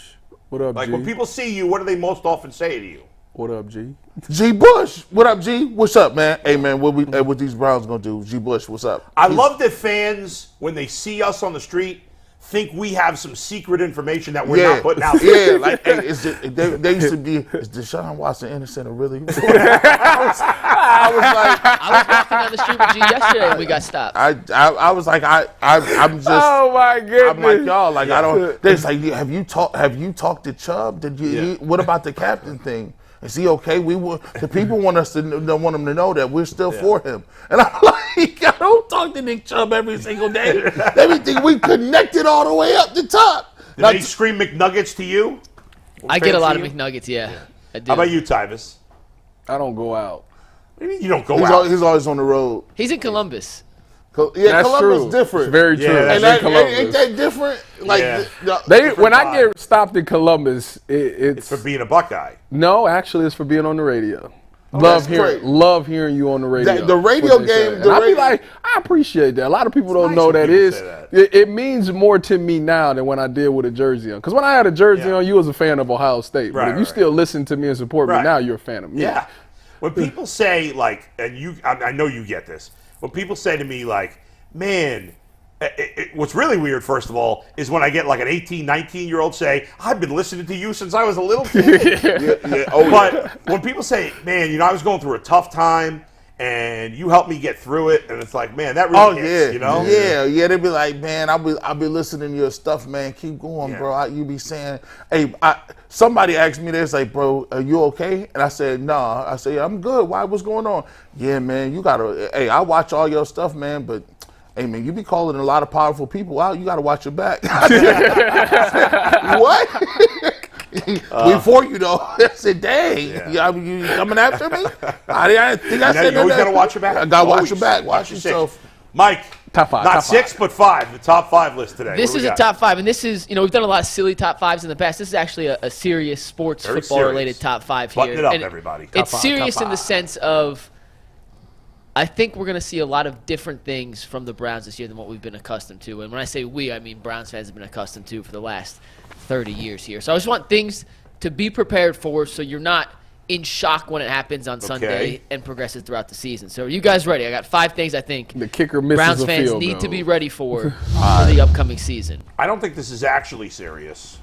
No, there's none of these are jokes. for Okay. once. I thought you were just messing with us, but go No. ahead. All right, number 5. Let's start with some turnover luck. According to Warren Sharp, who tracks turnover luck, anyone who's not sure what turnover luck is, he takes into account drop interceptions, drop passes by receivers that get tipped, fumbles that bounce a certain way. I hate that. Traditionally speaking, based on the data from Warren Sharp and Sharp Football, teams flip back and forth. It's almost impossible. You can't predict turnover luck.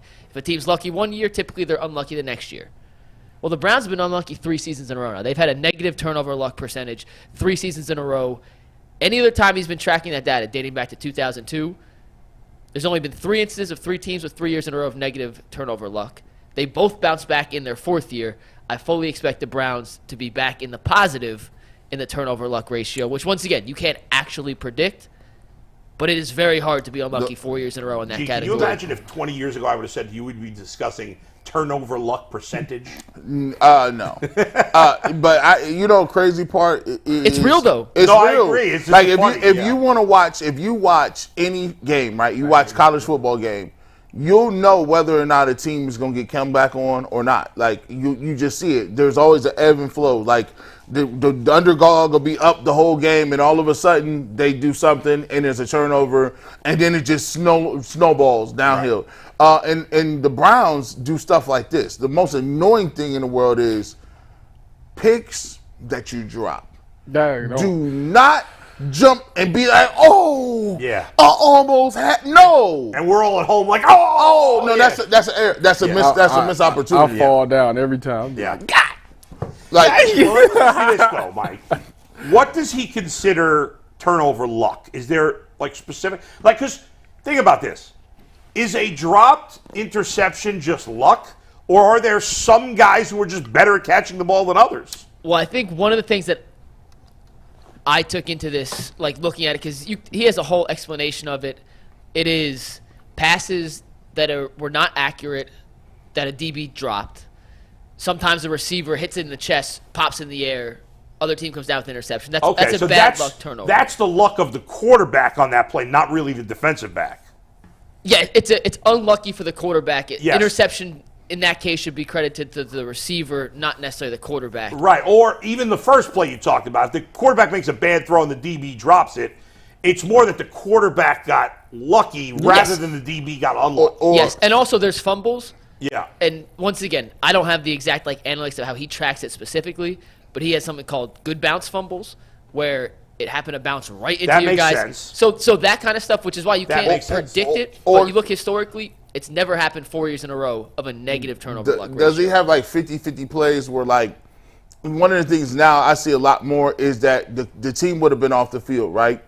Third down, the quarterback throws the ball, they either knock it down, incomplete, somebody drops as they tackle short of the goal line or the sticks, and you go back and it's a penalty and it's illegal hands to the face. Oh my! You go back to the court.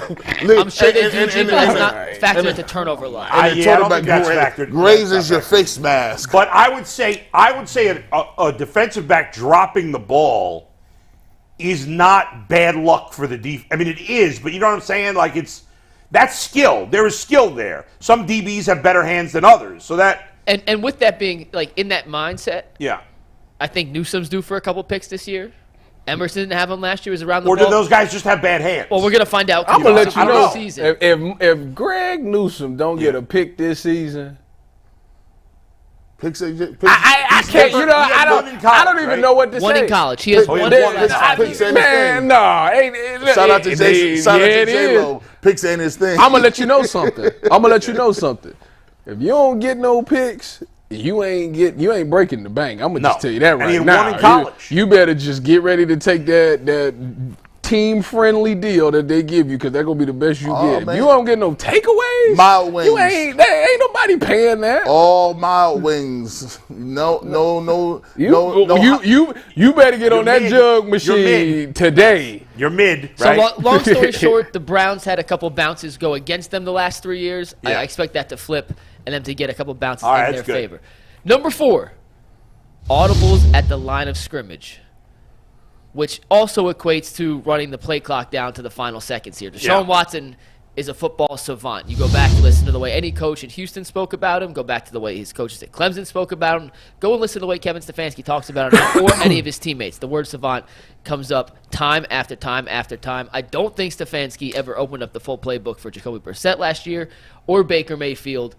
And before him, none of the quarterbacks in Cleveland had the autonomy of the offense that Deshaun Watson will operate with this year. I fully expect Deshaun Watson to get a play called into the huddle, see what the defense is doing, and then put Cleveland in the best position to pick up positive plays. And that's just something different that we haven't seen the last couple of years. Well, it's not even just a couple of years, to your point. Like, the Browns, I don't know, who was the last Browns quarterback that was routinely calling audibles? Bernie Kosar. That's what, see, Bernie Derek Anderson. Yeah, even that's a long time ago. The Browns have had nothing but crappy quarterbacks. Baker was okay. Every other quarterback they've had is garbage. And Baker wasn't good enough. Johnny Manziel. Oh, my God. But he was calling audibles, but not telling anyone else he was calling them. Don't you guys think that on every play, Deshaun's getting a pass and a run option, and then he's got to? Oh yeah, that's why you if you see him go kill, that's what that means. That you're switching from the one to the other. That's good. Or they can it. If you can it, that means the run is off, or the pass is, or whatever. One of them's off. But is he getting a run and pass play sent in on every play? Well, not every play. Not every play. I mean, on certain looks, they'll say, okay, well, if it's a light box, we'll just automatically check to a run. Yeah. Or if it's, I can audible or I can change I can, flip the play and take it this side. And Stefanski is always doing heavy shifting motions anyway. So he got to know a lot just to even know. Like, they'll move motion the tight end and then put the tight end back in motion. You'll be like, dang, bro, how many times you going to run around in circles? And they're doing that to get a read from the defense. Mm-hmm.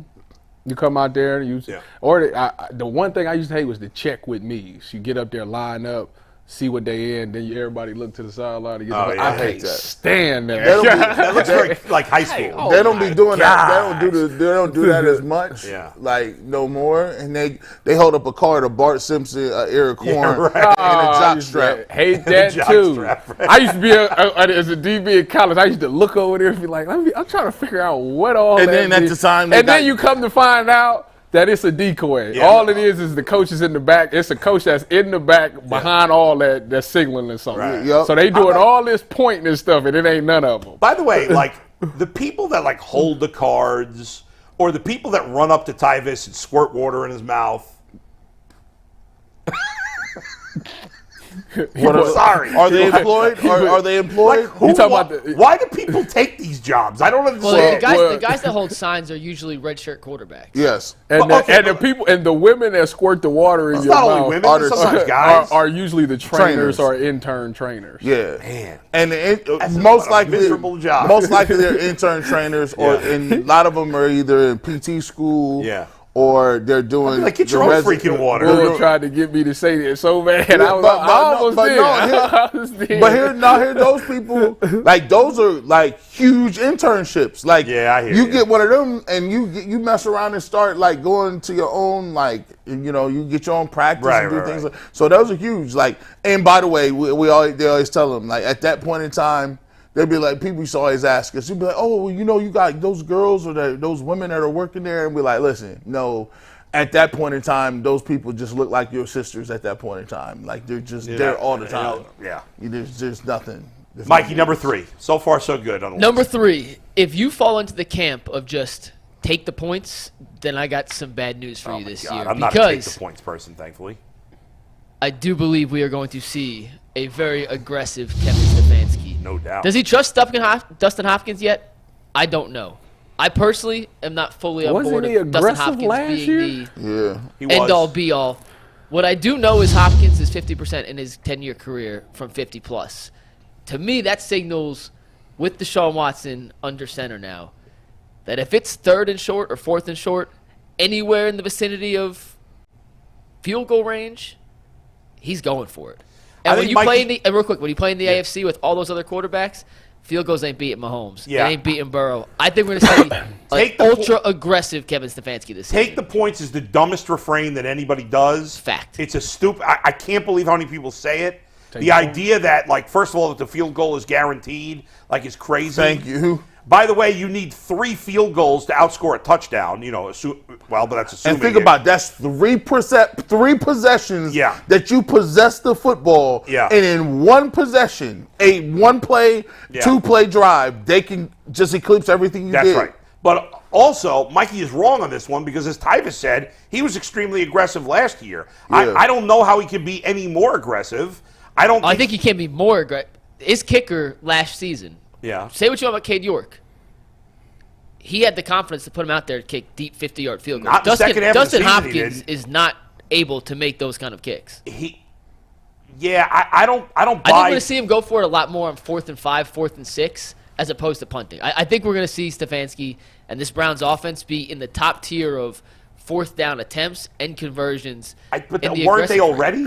I I think they were medium sauce last year in the middle of that. Hold on, I'll double check. If it's 4th and 3 and less, I'm cool with going for it. Anything else? I love going for it on 4th down. Anything else? And now you can still, cool. and now they got to play. You know why? Because you got the defense. If I pin them down on the 1-yard line, they shouldn't move. And then they got to punt it back to us. We get the ball on the 50, and now it's only 50 yards to go. And I look at it like this: they got the play now where it's unstoppable. All you do is line the tight end, motion them, and then snap the ball, and push him. And the tight end pushes the guy over the yard. You can't That's stop why I that. said if it's 4th and 3 or less, yeah, I do that. But Browns led the else, league in 4th down attempts last year, Mike.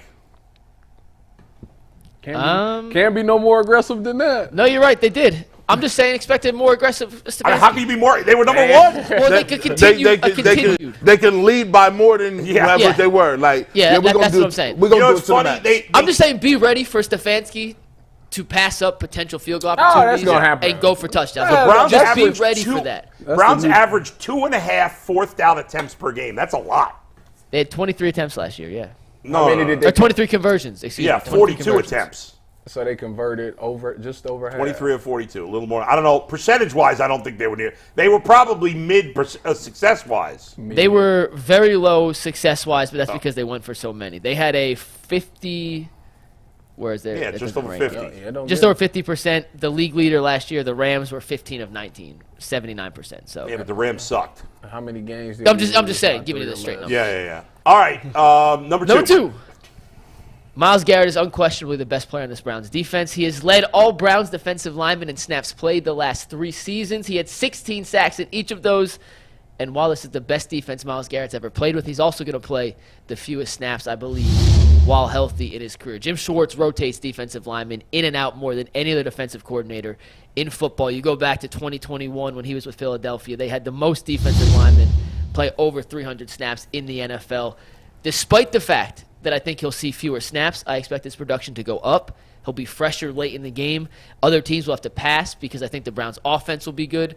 So there'll be more pass rushing opportunities. So he'll play fewer snaps. I think closer to 650 than 800 like last year. But I expect him to be, if not just as productive, even more productive with those fewer snaps. Tyvus, he look insulted. I disagree. Yeah. Oh, really? Yeah, he ain't there. You know what he gonna do? They gonna be like, "Hey, Miles, come on." You know what he gonna do? That's what they gonna say. Miles, I'm coming to get you.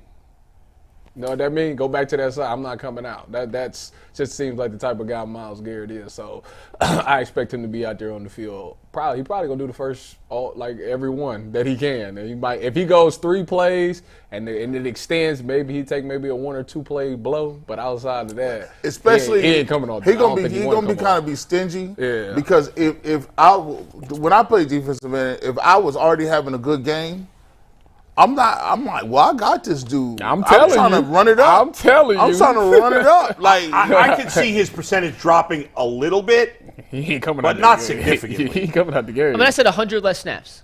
That's like 5 How many a game. snaps did he have to play last year?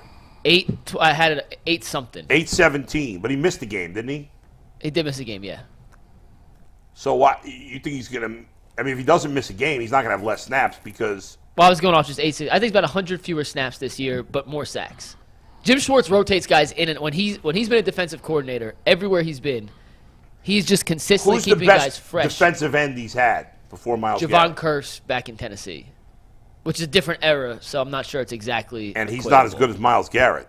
No. I mean, there's very few players in the history of the position that are better than Myles Garrett. Yeah. So I'm just saying, see. if you see Myles Garrett on the sidelines a few more times than you're accustomed to, that is by design. I don't by think it'll Jim be a Schwartz. noticeable difference, in my opinion, but we'll see. We'll see. All right, number one, Mike. Number one, and there's a little analytical stuff that I need to explain here. Oh, boy. But this one I'm the most confident about, and this one's going to piss the most people off. We all love Nick Chubb. We really do, right? Oh, man. In the preseason, the Browns ran the highest percentage of empty backfield snaps of any team in the league. Now, before Bull says, preseason doesn't matter. Yeah, I'm I know, already giving Bull. you dirty looks. It is irrelevant. However, if you go back and look at the data between 2019 and 2021, 2 seasons in which Deshaun Watson played, he was by far the best quarterback in empty set formations. I'll give you 2 analytics and I'll give you a chart to show you what I mean. According to those statistics from the Elias Bureau, he had the highest EPA of all quarterbacks that qualified by a large margin, and more than double the highest completion percentage over expected out of empty back sets. Now, Steve, because that sometimes analytics hard to explain, please take the graphic and look at this. Do you see Deshaun Watson in the top right? How could we see it? Because there's only one head in the top right. Okay. He is the only head in the top right. Look where every other quarterback in that 3-year stretch was, and look where Deshaun Watson was in the top right. Who is 3-year stretch is from that- when to when? 2019 to 2021. Now, is Deshaun that Watson didn't play in PGA Playing 2021. in 2021. He played all of 2019, played all of 2020. So it's a huge sample size to go Okay. off of. Yes, he didn't play as much. Is that P.J. Walker at the top in the No, Carolina? that is Deshaun Watson at the No, top no, right. no. Tyvus. In the middle, top middle. Top middle? I don't know who it is. It's not Deshaun Watson, and that's Yeah. too small for me to even see on the screen. looked like P.J. But this Walker. perhaps shows that Deshaun Watson was significantly better than anyone else from those empty backfield sets. Stefanski opted into backfield sets in preseason. We saw him open up the Patriots game with it last year. He teased us with it with Jacoby Brissett. I expect the full package You of mean, empty backfield sets to start the you 2023 mean season. with Deshaun Watson. opening up with like 3 tight ends and then going empty and then throwing one of them tight ends on a slant? 'Cause that's all I saw him do last year. No, there's no vertical game off it. There's no run game. Hey, if Marquise Goodwin's It's a playing, quick passing vertical game, man. It is a very quick. Empty. So for anybody, for NFL rules, anytime you see empty, it's quick game until it's not. Everybody, this is crazy that I'm giving out these DB tips. As a DB, when I see empty, I'm telling you right now, the ball's coming out early. Why? Because there's nobody to protect the quarterback. So the clock in their head is quick. Now, you can, like I said, you play it until it's not. If I'm playing DB, I'm playing off, I'm sitting at the sticks, and I ain't backing up at all because I know the ball's coming out, especially if I got a dude at the D line. So you think quick game until it's not. So what percentage of plays do you expect nobody in the backfield, Mike? Because last I checked, Deshaun Watson played, let's see, his best running back in Houston was, Scrubby McScrubberton. So that's a pretty big difference. Scrubby McScrubberton was a 3rd-round pick in your 2018 fantasy draft, though, Bull. Come on. He was. No, I picked him in the expect- 3rd round. I would say it would not surprise me. And I mean, if Deshaun Watson and the Browns' offense is on the field for 70 snaps, 60 snaps, give me a number to work off of here. Let's say 65. 65 snaps, I can see 10 being in an empty backfield situation. 15. That's a lot. I'm telling you, I think Deshaun Watson. I mean, you come out in you better. I mean, the defense knows you're throwing the ball. Yeah. You better be on target. I'm just telling you.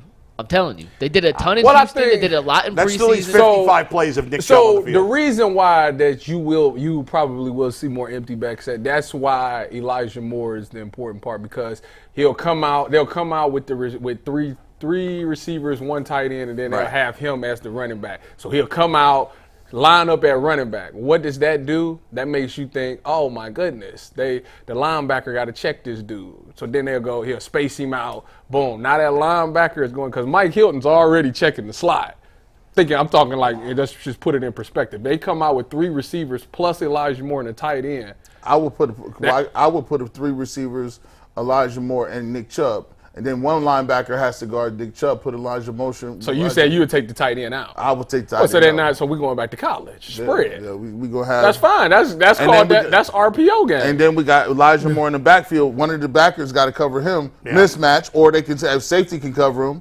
And Well, in the end, I don't think you could read too much out of what they did in the preseason. First of all, Deshaun Watson didn't play that much. Nick Chubb didn't. Nick Chubb wasn't playing at all. They come out in that that 0-1 personnel, because that's what the card to be on the defense. 0-1 personnel, no running backs, one tight end, and if Elijah Moore is the running back, that means that defense got to come out and dime. Yep.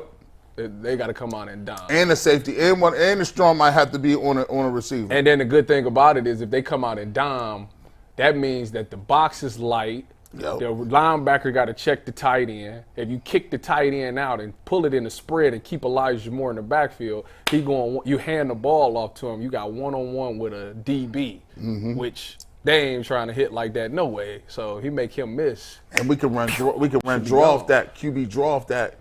And the goal line package too. I'm up here drawing plays. Hey, just go ahead. You can steal both of them plays. You got two progressions off that. You got a quarterback run. You got Elijah Moore on the flare route really quickly, and you could go empty off that.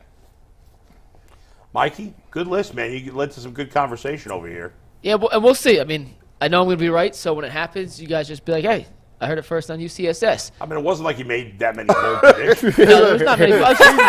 Just alerting you. He stripped the medals as fast as Marion Jones. Give me them back. All right, let's pivot. It wasn't like you wanted to say the Browns are going to win the Super Bowl this year. It was like, hold on, wait a minute. By the way, we're gonna do our full picks. Actually, Tyvis, are you here tomorrow? He is here tomorrow. Okay. Come on, I'm here you're the producer tomorrow. of the show. How do you not know that he's here? Because the schedule changes every 3 days with who's here on Mondays, Tuesdays, Wednesdays. That's Jay's not out. necessarily true because it's been the same since. Tyvis is pretty. Did you and consistent. Steve Becker? Steve Becker has Steve told Becker me about screwed this. me up. Yeah. He's told me that I was working tomorrow for like a month ago. So I've been knowing for like a month. Yeah, exactly.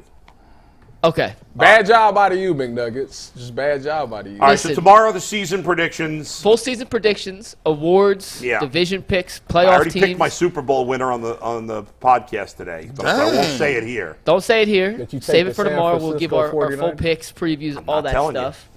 He looking On like, Friday, how do you know that? little teaser, we're going to do our Browns season superlative picks. Oh. I'm going to give you a bunch of off-topic categories. I was talking to my guy G yesterday, and we came up with a few extras that I hadn't thought of. Have some little fun with some Browns player specifics, and then we'll do our headlines and get your full predictions. You and said picks no for the fence. Bengals There's game no on fence Sunday. riders tomorrow, Friday. There is also no fence riders tomorrow. Ty's Yep. finally here for that. I don't Yep. think he's ever been here for a no fence rider That's right. segment. No, I think I have been once. All right. We also have Ben Baby, but Yeah. that's all coming the rest of the week. We just spent an hour and 45 minutes on football. We do have to spend a minute on baseball, but before we do that, I have one final fast read to get in here, and I just want to say thank you to everyone out here who has been part of the ride the last year and a half as we get ready for the second season of Browns football here on the Ultimate Cleveland Sports Show. We are night and day different from where we started, and it's because you guys keep coming back. We do appreciate you guys, and we continue and hope to continue to make you guys proud to be part of the UCSS fam as we head into the start of football season. Yeah. And with that, Bull, let's talk a little Terry Francona, Yeah. because what he said yesterday is pretty damning. A couple of things. Well, I don't know, damning. What do you mean damning? Well, like pretty steadfast. What he's doing. First of all, let me just talk about the team for a second because they lost again to the Twins. And then we have the soundbite. They're 7 games out of first, 11 games out of the wild card. The season's over. This is going to be Terry Francona's worst season as a manager since he was with the Phillies in the 90s. So the worst the Guardians have ever been with Terry Francona was 80 and 82 a few years ago. They're not winning 80 games this year. They got, 139. You got 23 games left. They'd have to go 14-9 to win 80. And they're not going for it. No, I think I'm wrong. I think my math is wrong there. 139. Yeah, 23 games left. 14-9. I guess I was right. They're not going 14-9. Don't second guess yourself, bull. You I know was right. math. I was right. 14-9. They're not going to go 14-9. They stink. They're awful. They're terrible. The moves they made didn't do any good. They choked again yesterday, and the manager's gone, guys. He speculated about it a few weeks ago, but then yesterday this was on MLB Radio. Who was interviewing him here for MLB Radio?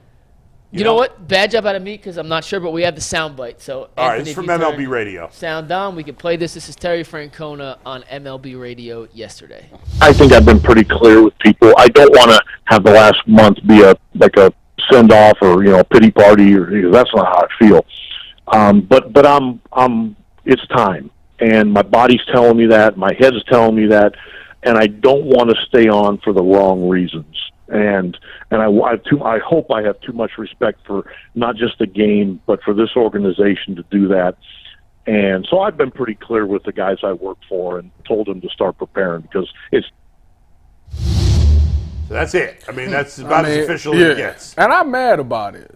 Why? I'm really mad. I'm mad not at the fact that he's retiring. Like I understand, he got a lot of stuff going on, but I'm mad at the way the Guardians did this, man, because I feel like it was like a spit in the face this whole season. Like, they started off with such high expectations. Things went south. You trade all his guys away at the trade deadline, leave him with nothing. Then y'all go out there, lose 20-6 to the freaking Twins. Then y'all trying to fight back. Y'all blow a game last night. It's just like the whole thing to me just been like if y'all trying to send somebody off, like if you care about somebody and want to send somebody off, right, that is not the way to do it. And it just seemed just like a disrespectful spit in the face. Man. Like this has been one of the worst seasons in this whole thing. Like this terrible, man. We've all been. It's all coming back to roost, man. Because they don't want to pay nobody. It's just listen. It's the way you do business. That's the sound of a broken man trying to cover for the people who don't have a choice in the matter. He's saying to you, listen, I done came in here, I done gave all I had, I put it on the line, my body is tired, and I can't keep going through this knowing that you guys are trying to celebrate the fact that we broke and we cheat, won't pay nobody, and you sitting here telling me we got the best, we've been doing the best in the city, and we got the best front office. If you name who's on your team and the first person you say is the front office, I'm tired of hearing Antonetti. Like, think about this. We praised this dude like he's hitting home runs. Chernoff and Antonetti and what good people. And, bro, they've been selling you a bill of goods for 10 years. And I love them to death, too, because they are nice people. But when a dude at the top of the food chain refuses to play this like it's a sport and using it, this reminds me of Family Dollar. This might as well be family because he's running like a business. Well, and I want a profit margin. But while I agree with you, and I'm as down on the Guardians as I've been in it, since 2012, before Francona took over, when they lost like 90 games that year, they were horrible. Since then, this is the most down I've ever been on the team. And you're right, mostly what you said. But I'll go even further, G. The front office deserves criticism too, because there are other. Like the Tampa Bay Rays, their ownership doesn't spend any money either. And they're still good this year. The last couple of years, last year was an anomaly. The Guardians got lucky. They got a lot of luck. We talk about turnover luck. Yeah. Well, there's luck in baseball too. Why does one team 1 year win a ton of one-run games and the next year they lose a ton of one-run games? Why is that? Oh, some of it's just luck. You're playing 160 games. The ball bounces your way, whatever. Yeah. And I think the Guardians got very lucky. But they have constructed this team poorly. Yes, they've got some good, young, talented pitching, but they've got very little else. Their lineup is awful. Awful. Jose Ramirez has had a bad second half. Andres Jimenez has been a disaster in his first year on his big contract. And listen, I think we've learned that the big dollar contracts for 30-year-old players are bad. Yes. And so the Guardians shouldn't go crazy spending like that. But you need to spend on 20-year-olds. You need, even if it's short-term deals, even if it's one-year deals on guys that are 28, 29, where you're spending a lot of money for nobody's asking them to sign a bunch of 10-year, $300 million contracts, but at the very least have a couple of 2-year, $60 million. 3 years, $75 million. Like, have some big, smaller contracts on guys and stop shopping at the friggin' bargain basement. And for Francona to go out like this with this pathetic team, it's a spit in the face. It is. It really is. And think about it. How could we see? That's what happens when you operate like this. Because while you're always kicking the can down the road, the people that is really solid in your organization is getting older year by year. Now, Jose, how old is he? I think he's about to turn 30. He's not young anymore. He's not in what we would call his prime. He is, but he's towards the end. He's towards the end. So even a guy for like Hosey, right? Yeah. He like, yo, I gave you a discount. I'm telling What you. did you do He with turns the 31 bread? in 2 weeks. Pocket He's it. about to turn 31. He's about to be turned 31. Put it in their pocket. We had the manager. We had the prospects. But the prospects, you managed them so terrible, you wouldn't even flip the prospects to get guys that can help you now. And when you have a low payroll, there's no margin for error, right? There's none. You can't make any significant mistakes.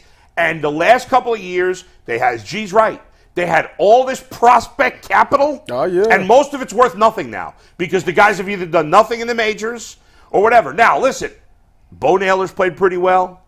And Gabriel Arias has done a nice job doing it, but it's not enough to do it for a month. You got to do it for a full season. And their lineup is horrible.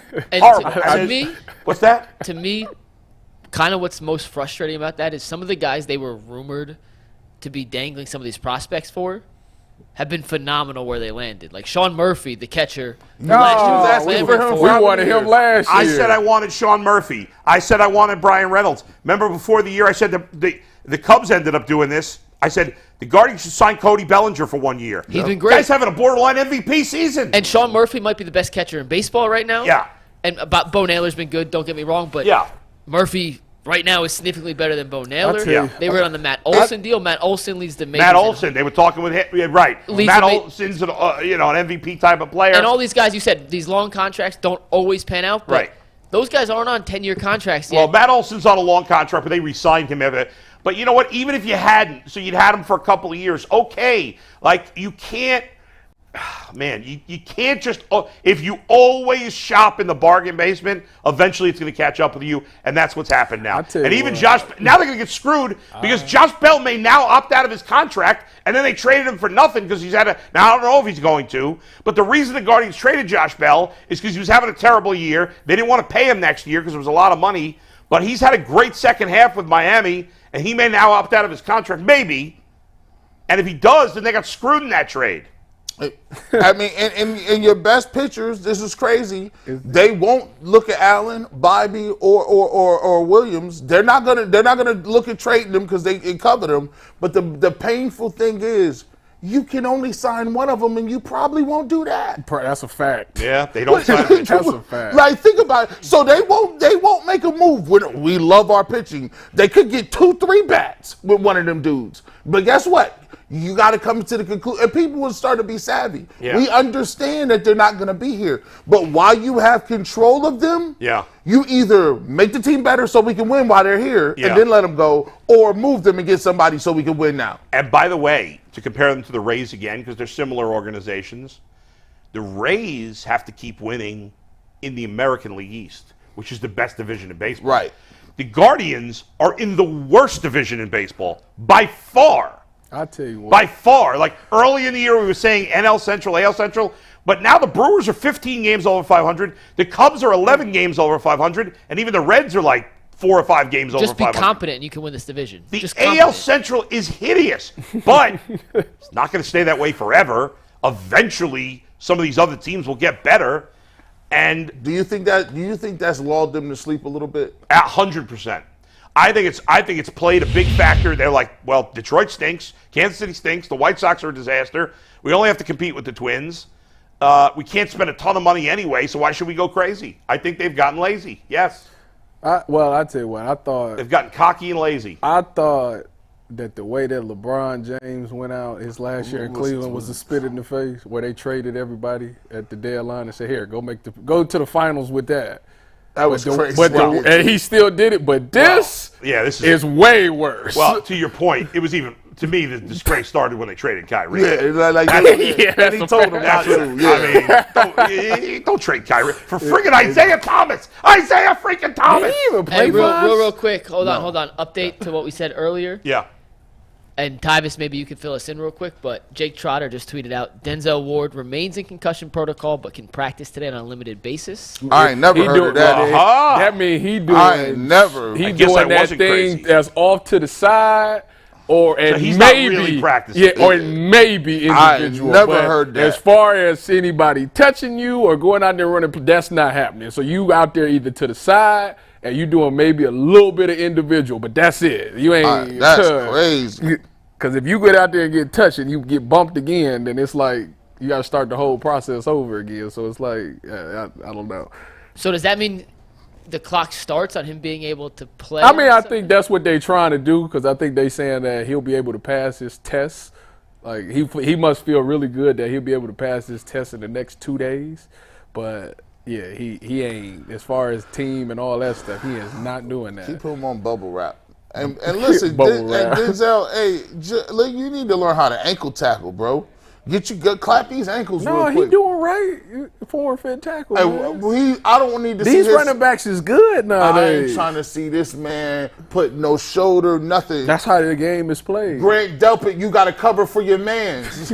It's just like we go to the restaurant. If you ask me, you want to go to the restaurant, you know my payday, my mans is covering that. You got to, because why would you ask me? You trying to get me out here in public and embarrass me, Tyvus? Dale Pitt better step it up. Well, he ain't got to worry about it. Them DNs better hold contained. There it is. That's it for today's show. The three of us will be back tomorrow.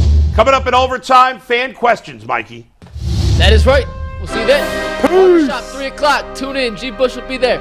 Yeah. Fantasy Draft. It's Peace. your mans.